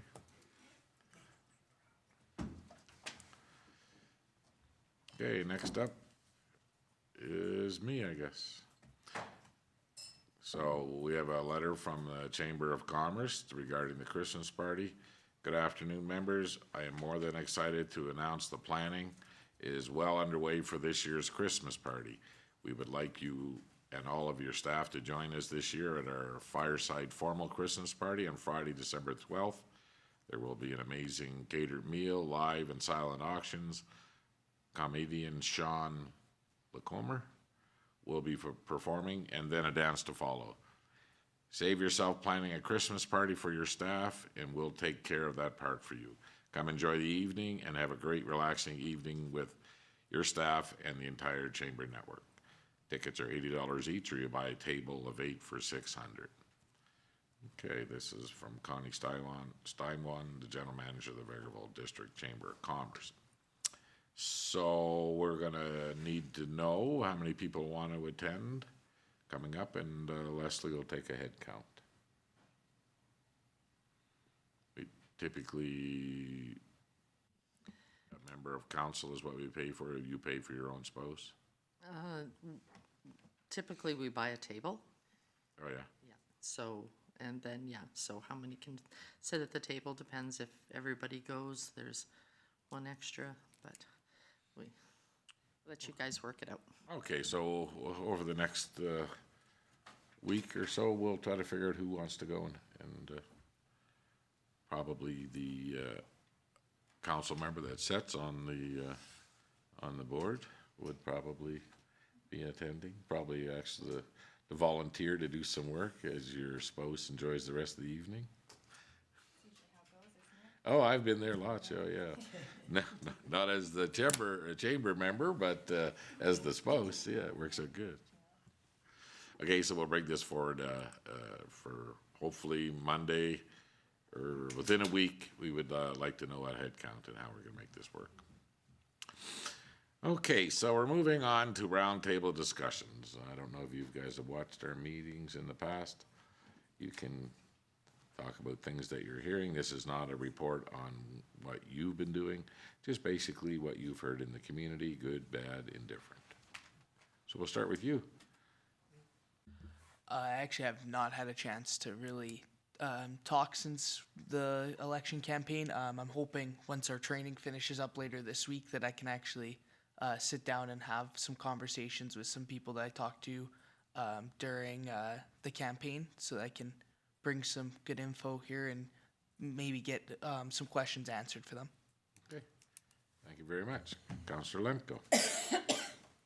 Yes, Your Worship. A lot of discussion I've been having is on the bulk water station. It's been brought forward to me by a number of people, and hopefully today we get some answers. I don't have a lot more. People are asking about the stall in the construction with the downtown and the apartment building and such, so maybe an update a little later on where that is. I'll give you an update right now. I have no idea. But I will be addressing it tomorrow. Okay, Councillor Jagalik. I don't really have anything pressing to share with anyone, but since the election, lots of encouragement, lots of excitement, I think, in the community to see all of us behind the table and representing different parts of our community and the community as a whole. So that's been great. Other than that, nothing for today. Thank you. Councillor Curtis. Hello. Not overly a lot for me either. Bulk water station questions again, so hopefully we're getting some answers there today. And then just one question around, we had mentioned about the Northern Lights Library and what we were going to do with our membership going forward. And the resident reached out and asked, and I just reiterated that we're looking for the data from the usage to ensure that we're funding it appropriately. So that's all I've had. Okay, thank you very much. Councillor Rudick. I've had quite a few conversations with people via text or email or in person. People are loving the signs. They think they look great around town. Really impressed with the outcome, so that's nice to hear. I've had a couple of volunteer boards as well as committees that I'm assigned to as a counselor ask about the change in privacy information, and so today's training that we had this morning is just sort of popped up as maybe something that we need to look at in terms of supporting some of our volunteer organizations, because I just see some potential challenges for some of them to be able to meet that need. So I don't know if we can put a pin in that and figure out how we can maybe support some of our volunteer groups to be able to manage that privacy information. Bulk water, of course, has been an issue, and Northern Lights library systems. I have had some questions from people that are very concerned that we remain a part of the Northern Lights library system and how much of a value it is to them as a homeschooling family as well as a patron of our local library. Okay, thank you. Yeah, I've heard a lot of comments about the wayfinding mission and in the signage, and I tell people that's phase one. There's 2 more phases to go, and people are very positive about that. A lot of people have asked a lot of questions about this new council and some new faces, and I think the community is very excited about us moving forward. I've had quite a few calls on the bulk water station as well, and we're about to hear about what's going to happen there. So and that's all I have. So let's move on to Director's Report, and we're going to start with Director Lefebvre. Thank you, Your Worship. There's an attachment there. Would you like me to read it? So that. You've made it up. You go ahead. Okay. It's about the new bulk water system upgrade. The background is the installation was between October 6th and 10th of this year. It became functional October 10th, and right about to now, it's about 25 days in operation.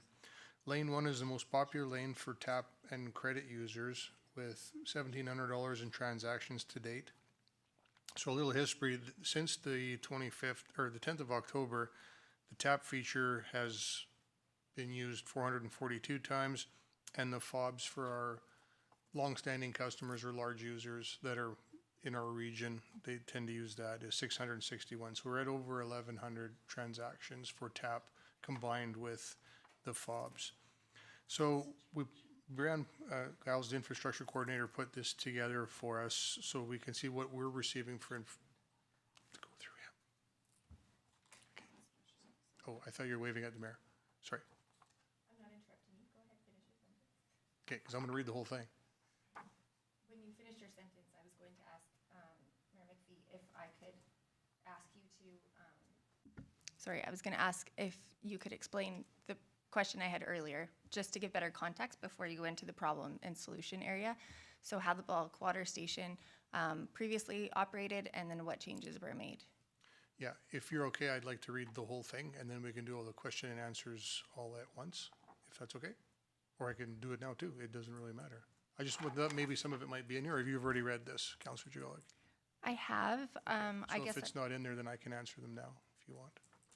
I guess I just wanted, just for myself and the new counselors, as well as anyone who's watching who wasn't aware of, just a brief summary of, this is our previous system, and this is how you operated it, and then we made these changes for this reason. Without going into great detail, just a brief summary if you don't mind. The previous system was an account system. You would come to the Public Works shop and you would provide us your credit card, and we would log you in and go into the system at Public Works and give you an account number, and you would pick a PIN number. And that was how the accounts were set up. And of course, the other only option for small users was to use loonies and toonies in the machine, in the coin machine. The coin machine had its issues with jamming.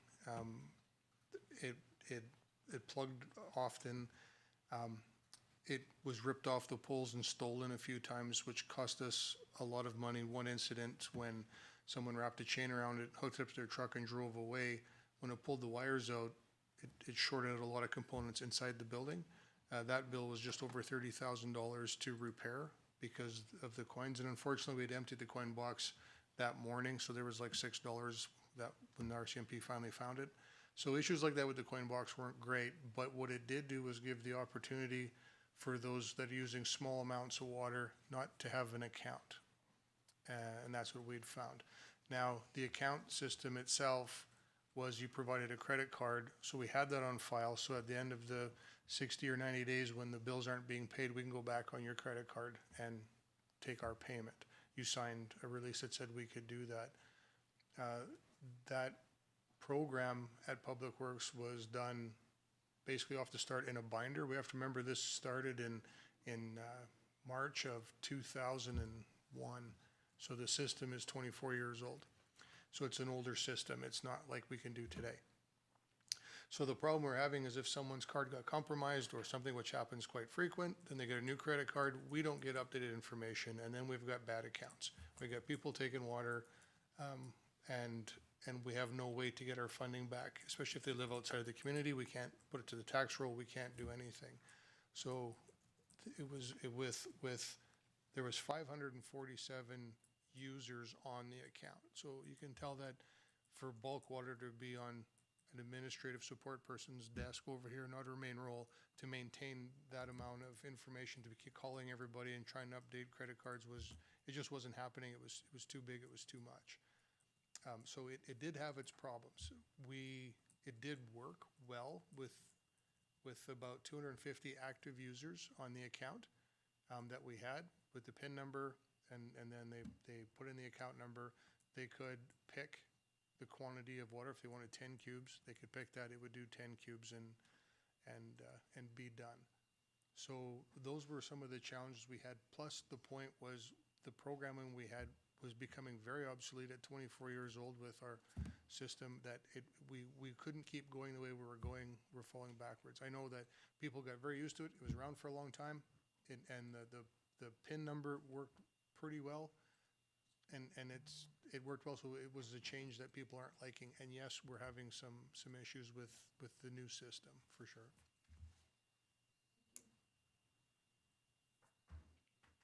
Okay, go ahead, Director Lefebvre. Okay, so the issues identified for FOB users was customers cannot go online and load their own accounts yet. Now, the system is purchased through Connex, and the other distributor that has this type of system is Flowpoint. Those are the two big ones in our area. So that's who provides the system and sells it. Then you have to go through a company called Stripe, and they're the ones that manage the FOB, the preloading of the FOB for money, and then that money coming back to the town. And that's a whole nother entity that we've got our finance department working on to finish up a few things there. And I'll let her talk here in a second. The TAP feature for credit and debit is through NIAX, and that's a third company. So the difficulty we have sometimes is we've got 3 people to try and get something sorted out on a Saturday afternoon when something's gone down. The NIAX company is Stripe is from the States, if I'm correct. And even if we went with Flowpoint, these types of providers for TAP and FOBs is also a U.S. company that's like the standard. To answer some of the questions from Greg that was presenting earlier, yes, we've gone to Provost, Woodland County, Andrew, we definitely were asking who has this and how do they like it? So we were giving the information as to what is out there, who's using what. We contact them. We were told that the system works pretty well. There's some issues off the start just to get connected with Stripe and these companies, but once you're rolling, the system works fine.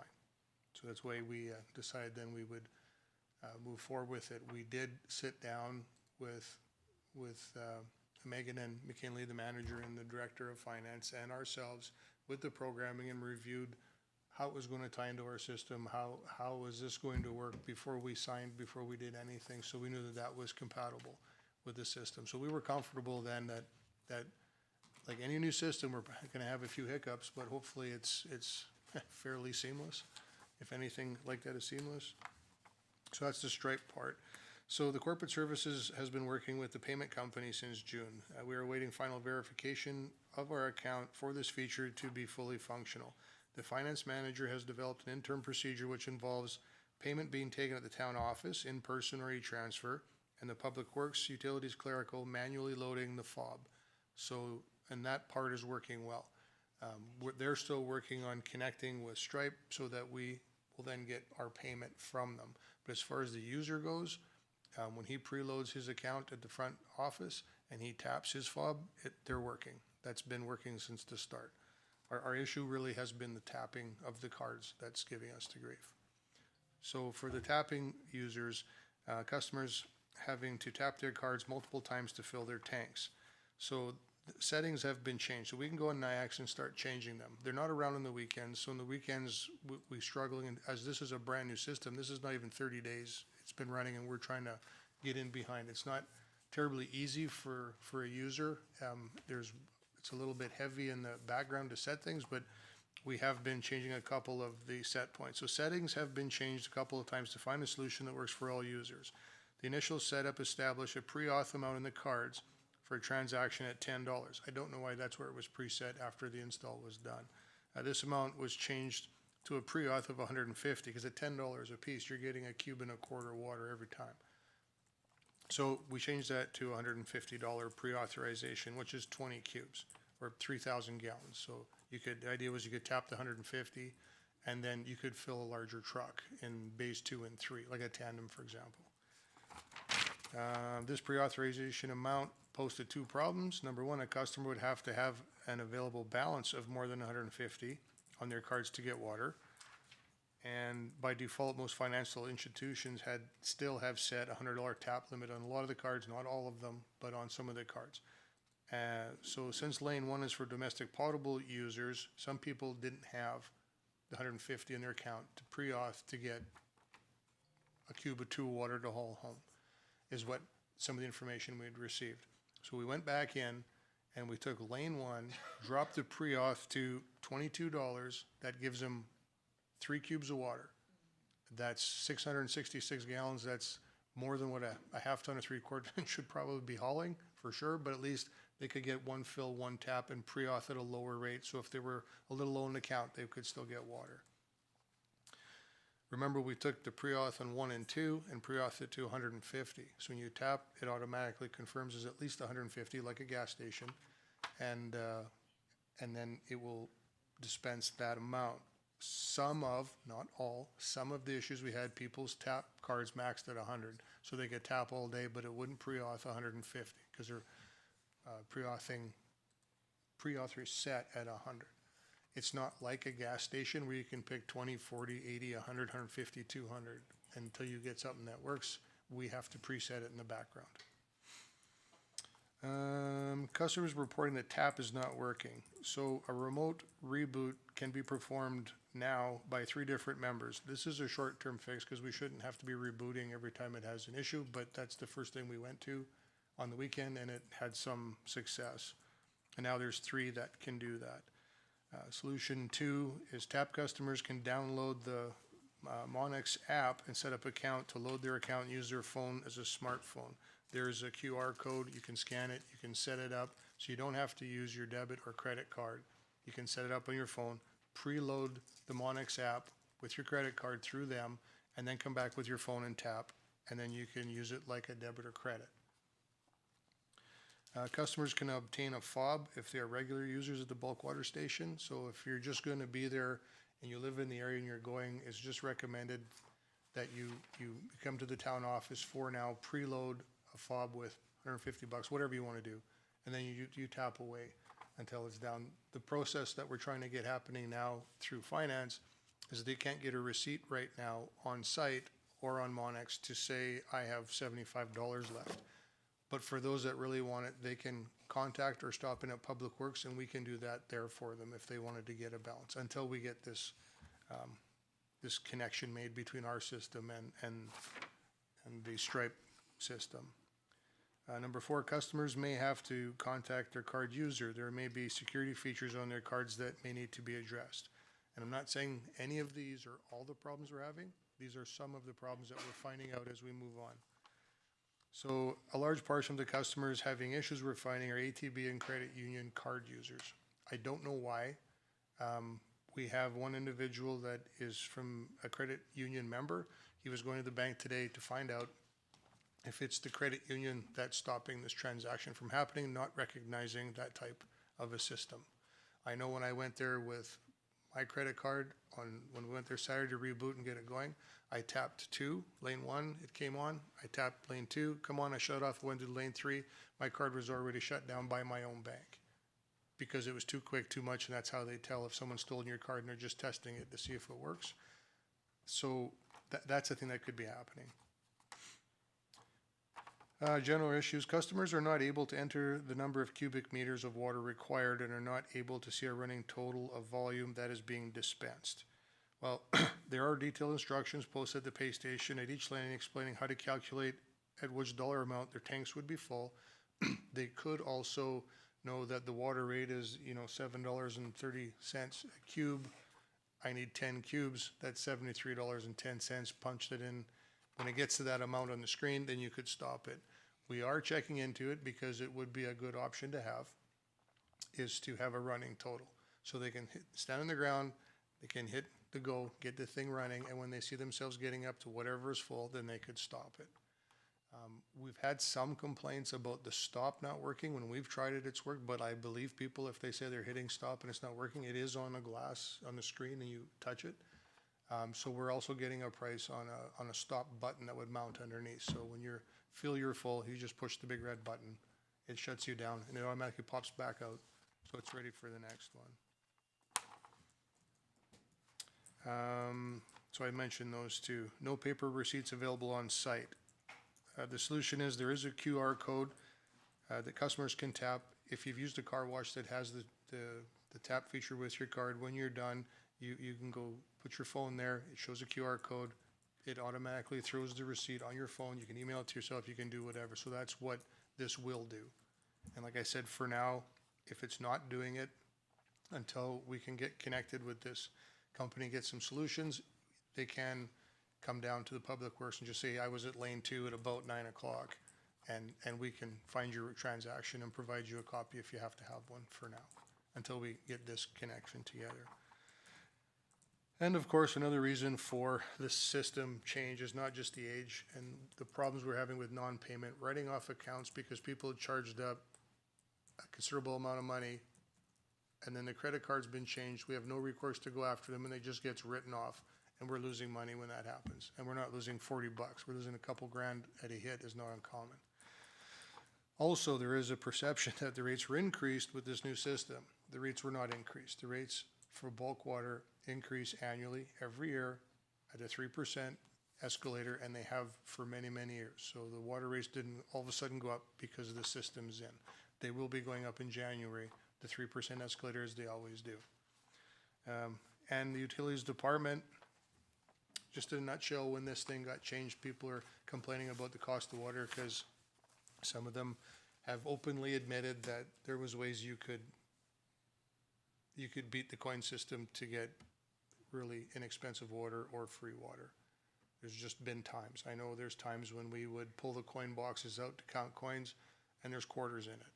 So quarters aren't accepted in the machine. It doesn't work with the machine, but there was a way to drop them in and it would simulate a trigger like a loonie on a 24 or 25-year-old coin box. I personally have pulled out the coin box and found loonies with holes drilled in them and fishing line. So they're dropping them in and they're triggering the mechanism. They think that you could drop in 5, 6 loonies at a time if you wanted, and it would just pump you that much water. So that loss of water, plus the non-payment of water, and that water loss is what this is supposed to eliminate. This system was to take us to 2025, so we can get our money right now, not chasing people, not sending letters and letters month after month after month, and nobody's paying. It was to get us our money right up front. We do have some things we have to work on, and I think by changing some of the parameters, one station, from my understanding with Kayla Everett at Public Works, was that it was set for, and this is when she's on the phone with NIAX, the lane one was set for a maximum, I believe it was 20 transactions per day, and then it shuts down. I don't know why that would even be an option, but that's what we found. So maybe that's why on Saturdays it was shutting down on us. So we went back and made them like 900, because I don't care how many transactions there are. We don't need a limit. We're working through this as we go. Our only options that we had for the suppliers that manage these two features of TAP and FOB are okay to get a hold of during the week. On the weekends, we're struggling. But again, we have probably, I would say not quite, but very close to 20 recorded complaints that come to our office, and they phone us right away. And if I combine what you have, is that another 20? Sincerely, like how many, Councilor Lemko, did you have 20 people call you, or 5, or? I know they're upset. I know it's a change in it. I wish it was working better, for sure, I do.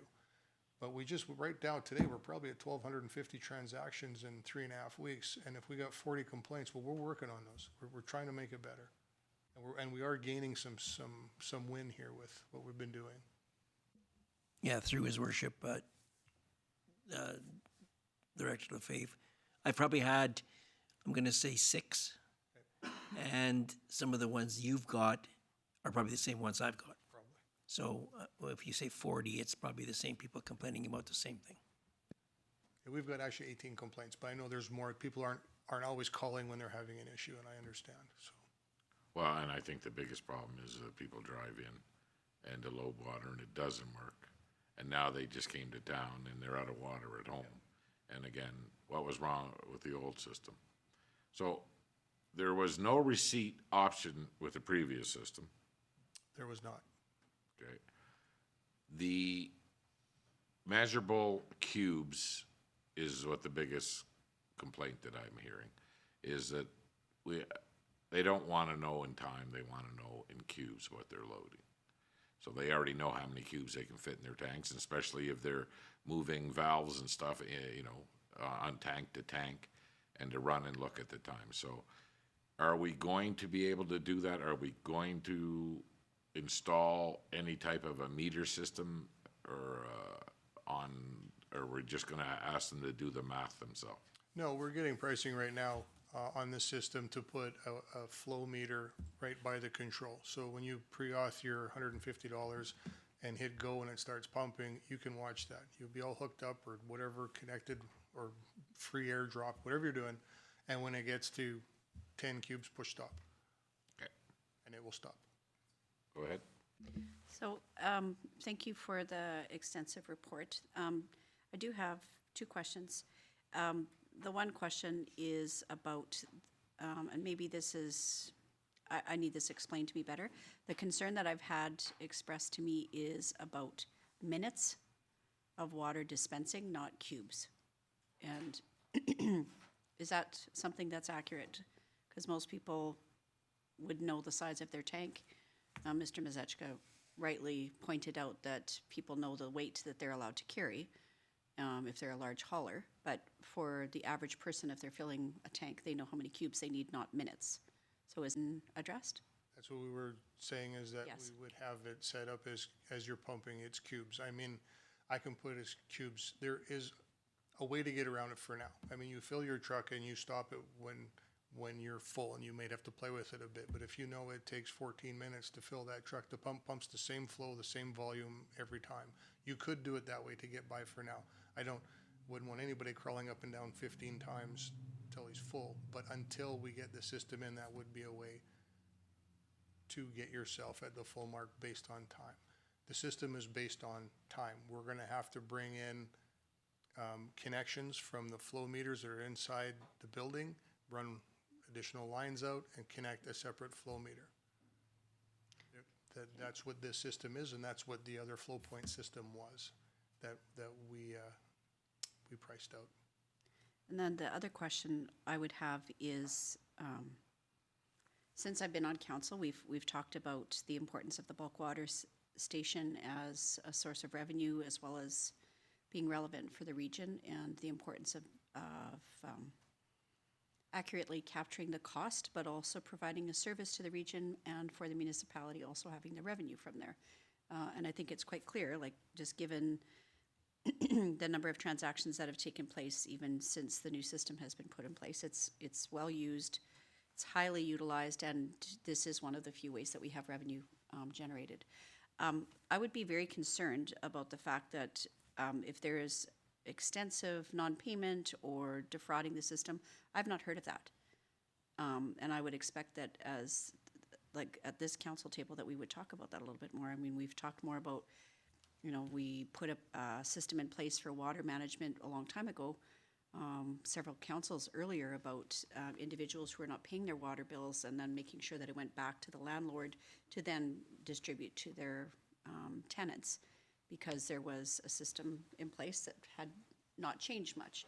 So I guess maybe this is sort of highlighting the concern that bulk water has had, and is highlighting that issue. So I look forward to hearing a little bit more about that, because, I mean, I think you're talking about the amount of water that goes through the system. I would assume that there's a way to be able to track the volume of water that is sold there and reconcile that. I mean, I would hope that we have some way of being able to match what's sold and what's metered through there, because it is important for us. We want to make sure that we're accurate and it's not a wasted resource, both the actual water itself, but also wasting or losing the opportunity to capture that cost. So I would hope that we'll keep being able to do that, because I feel like there might have been good intentions in the outset, and as council, we made the decision to make this more efficient. But as anything new, there are some hiccups. So, thank you. And the notification of the system change has been out there for quite a bit, and then we, even the month before the changeover, anybody that's still had the old PIN system that was receiving an invoice in the mail once a month that said, here's your bill and your usage, it was included in that as well, that, hey, here's what's coming. It's a TAP system, it's a FOB system. So we were giving a month's notice, and obviously we picked October because of the agricultural would have dropped off, and if we had a hiccup or a problem, we wouldn't be super stuck, and neither would our local neighbors, so. Okay, so my question, Director Saskew, when I heard about that we may be losing income on the coin box or being cheated, how do we reconcile that every month? We do have a monthly worksheet where we do reconcile items. The problem is the volume of that water is likely small in comparison to the overall bulk water, so the percentage difference is within reason and it's consistent. So there have been things that I have been bringing up to the CAO and SMT regarding water loss and whatnot, and we have been working to improve our water loss over the years. So this may be one more piece of that puzzle as to where there may have been some water loss that we have not been accurately billing for some of the people that have been defrauding the coin box, so to say. Okay, so best practices at the end of the month, we know what the volume of water that was dispensed compared to the amount that was billed.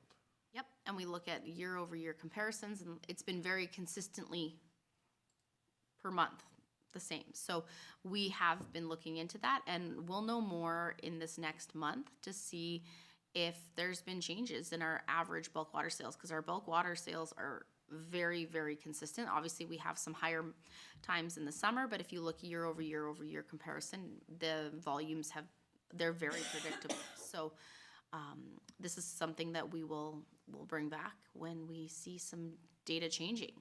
And we can assure you that either it was insignificant, the amount of people that were using the coin box that way. I'm assuming that anyone that is like commercial, they already have those accounts that they were billing on invoice. So it's not somebody that had the huge water hauler that was using a coin box. Like, we're talking probably those smaller, like potable water clients that were doing that. So in the overall scheme of water loss, it's such a small percentage, but even so, it still counts towards what we're paying for, and we want to make sure that we are accurately billing. So that is one benefit to this new system, is there's no longer able to do it that way.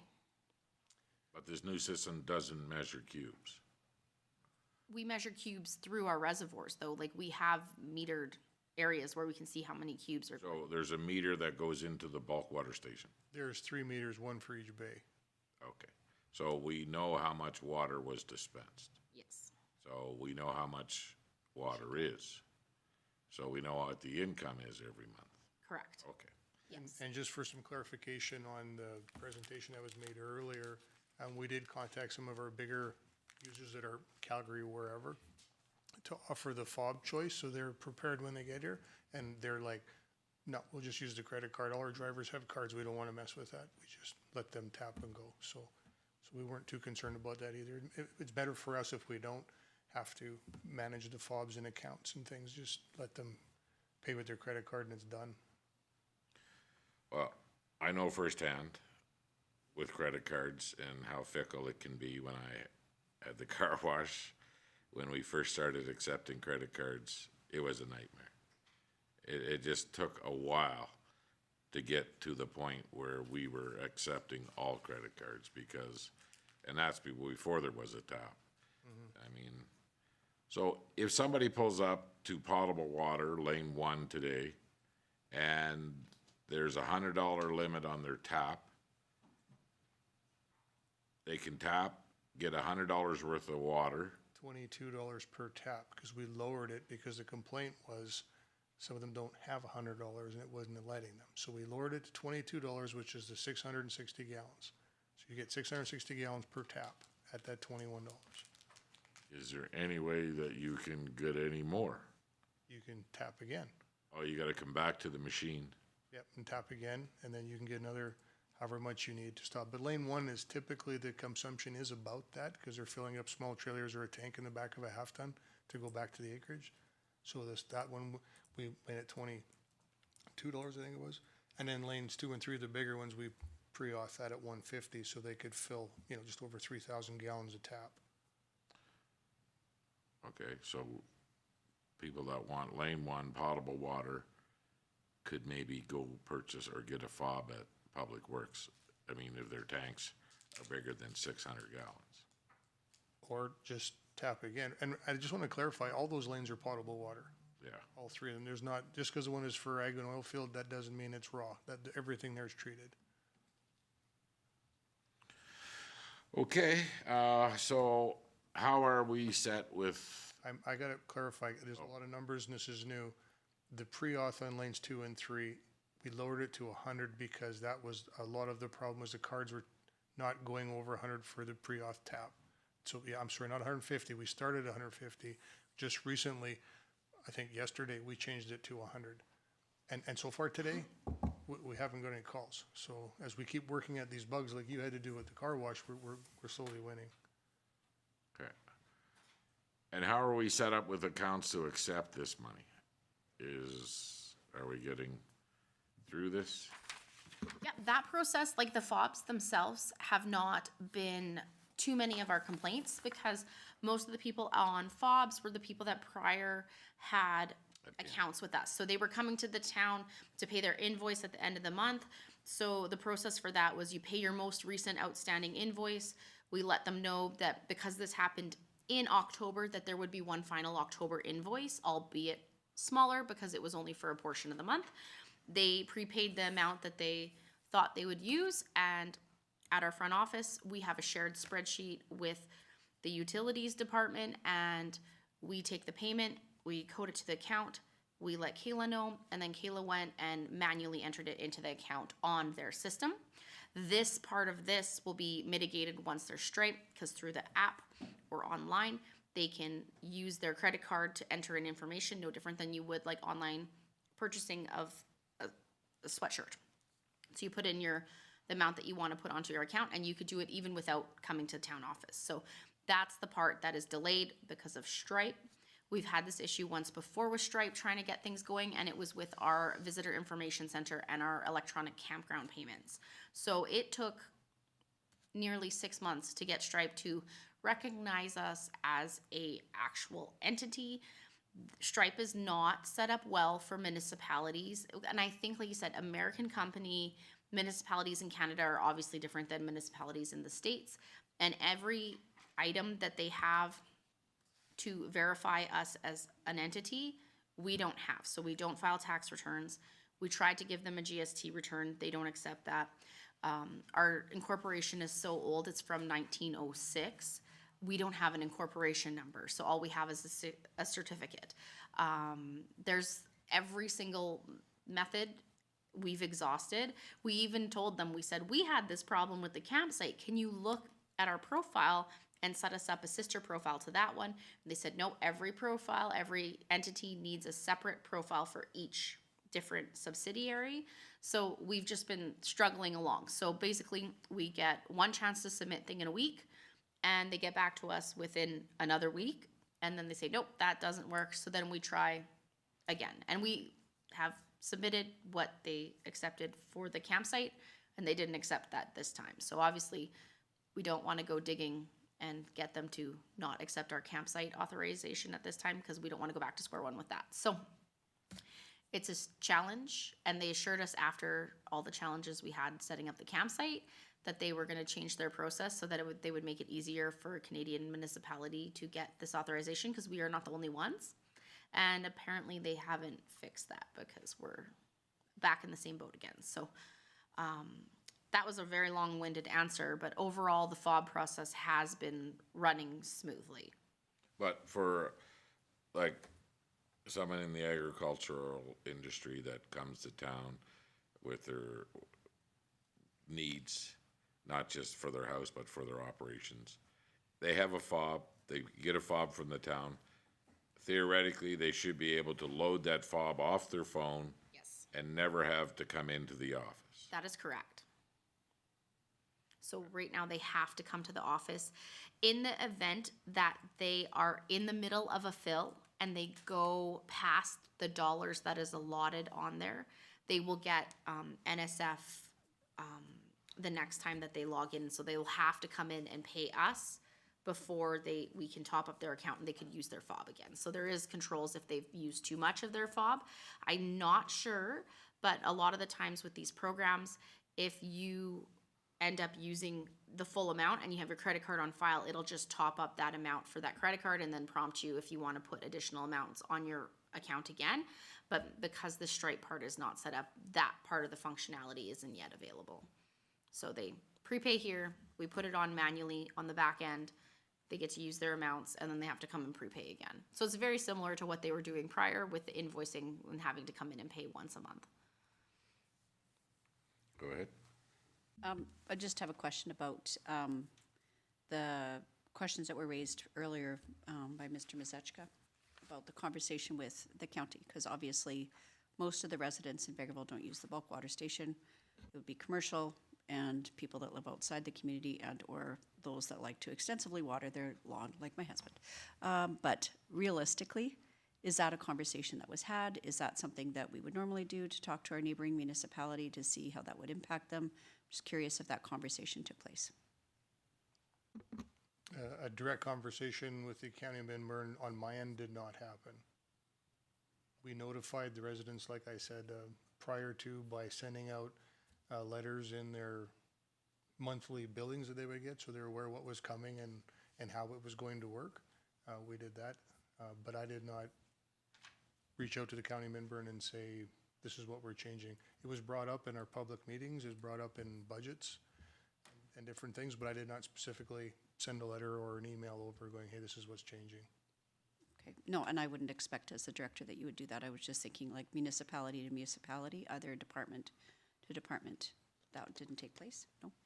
Within our departments? Yeah, or even, yeah, like to let them know. To let the county know or to let my other departments know? Sorry. No, to have the town of Vegreville have a conversation with the county of Minburn in a way that was either formal or informal, other than just us having a conversation here that we were changing things. I did not have a formal or informal conversation with anyone from the county member. Okay, thank you very much. And typically, we would, No. yeah, I mean, No, it would be more a matter of courtesy, not changing our decision-making, but we've done that in the past if we make decisions, and I appreciate that you told the consumers or the customers who are largely county residents, but of course, when county residents are upset and they go to their counselors, and then those counselors come to us, then of course, that just highlights a potential area of concern.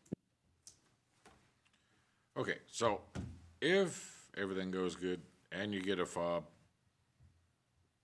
you can load as much water as you want until you hit the stop button or until you run out of money with your fob. Yep. Okay.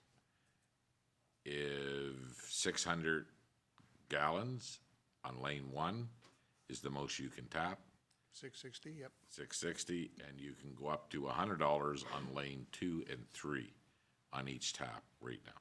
Right. Okay. Any other questions or comments regarding this? So hopefully, like I said, with you say in the Treasury branch and the credit union, those two cards are we're seeing the most problem with in tapping. And I mean, And I know myself, not saying that's the problem, but when I tapped it with my card and then it rejected me on the third tap, I had to contact the bank through text message, of course, and on my phone, and let them know that this is what I want to change. This is a good customer. I want to use this. And right when I was standing there, went back and tapped, and yep, we're working again. So my bank account, CIBC, was pretty easy to get through that, and some may not be. So we're going to see with our one user, that's a credit union, I believe, and it rejected it. And he's going to go to the bank and come back and let us know what they said. If that's a thing, then that's something else we can tell people. Listen, you have to contact your bank and either up your tap or accept this as a valid purchase to try and get through some of these. Because I don't care if it's only 30 or 40 complaining out of 1,200. We don't want any of that.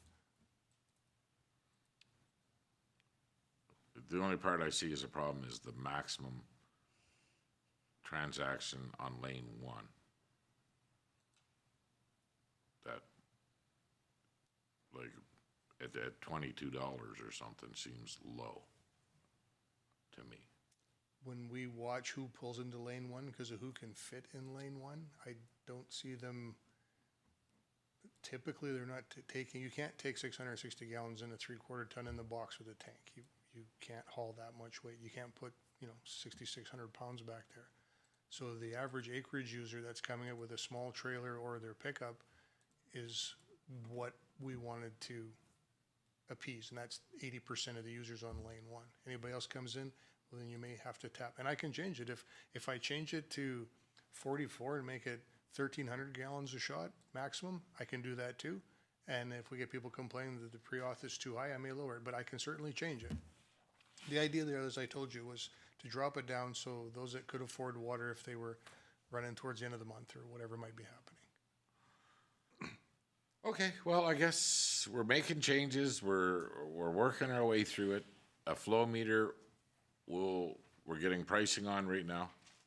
So And the stops work for me, but I have heard a few people say it doesn't, and it's on the screen on the glass. I don't know if it's the way the sun's shining. I don't know if it's temperature. I don't know that, but we'll see what the stop switch is.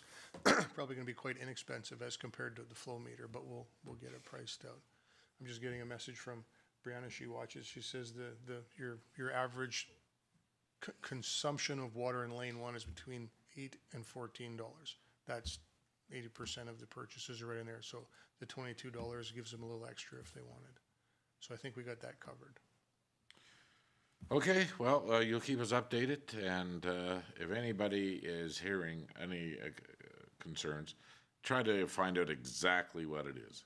I mean, if it's a credit card tap issue, I mean, then we can give the information to Brianne, and then she'll go back and look at before and after during the day. I mean, there's that many transactions that were successful before and afterwards, what is wrong with your card or? Right, and we want to know, like I had a customer come today and said that he was there Saturday at 9 o'clock and he said he tapped every single lane. He just tapped everything and nothing would work.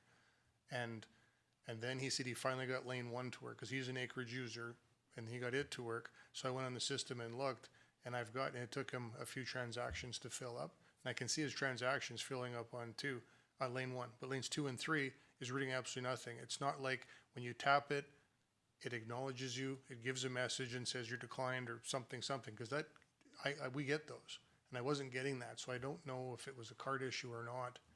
I don't know. So we want to know, we want to solve this, right? So if you want to call council, then do that, but get a hold of us and tell us when, the time. Is there a number out there Yeah. even on Saturday? There's a number on Saturday, depending who you get a hold of at Public Works, it's on call. But if it's bulk water, we are referring that to either Brianne or Kayla Everett at Public Works or the utilities team as well, so that we get somebody to contact someone to try and do something. Yeah, so you call that number that's out there on the posts, and somebody will eventually get out there. Okay. Go ahead, Councillor Jagala. I just quickly want to comment that I think it's really obvious this is a huge learning curve, not just for the residents that utilize the bulk water station, but also for ourselves and administration. I think after hearing Mr. Mazechka's concerns, most of his concerns are acknowledged in this report today, so I appreciate that. Outside of the infrastructure, obviously, that's not changing as of right now. But as long as we continue to prioritize looking into these new systems that you discussed today, and doing whatever we can to make it as user-friendly as possible, I think we're on the right path, and I think we all look forward to hearing the updates as they come. I think it's important that we realize too, this system was outdated that we had in there, and it was coming to the end, and anytime you change to something new, it's okay. Thank you very much. Next up, Director Saskew, what's going on with your highlights? Don't say budget. Thank you, Worship. I have that in my other section, so that's actually not one of my main topics tonight. I do apologize. I do not have the rights Word document open. Stay tuned. Okay. So audit RFP updates. So the town's request for proposals for audit services officially closed on October 31st, 2025. We are currently in the process of reviewing the 5 submissions received.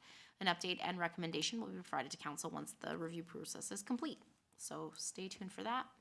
ERP system updates. So Microsoft Dynamics GP, the town's current enterprise resource planning system, will reach its end of life on December 31st, 2029. So this is the system that we use for everything in the administrative office. This will require the town to transition to a new system prior to that date. Recognizing the scope and potential budget implications with this changeover, we have begun preliminary work scheduling demonstrations of alternative systems.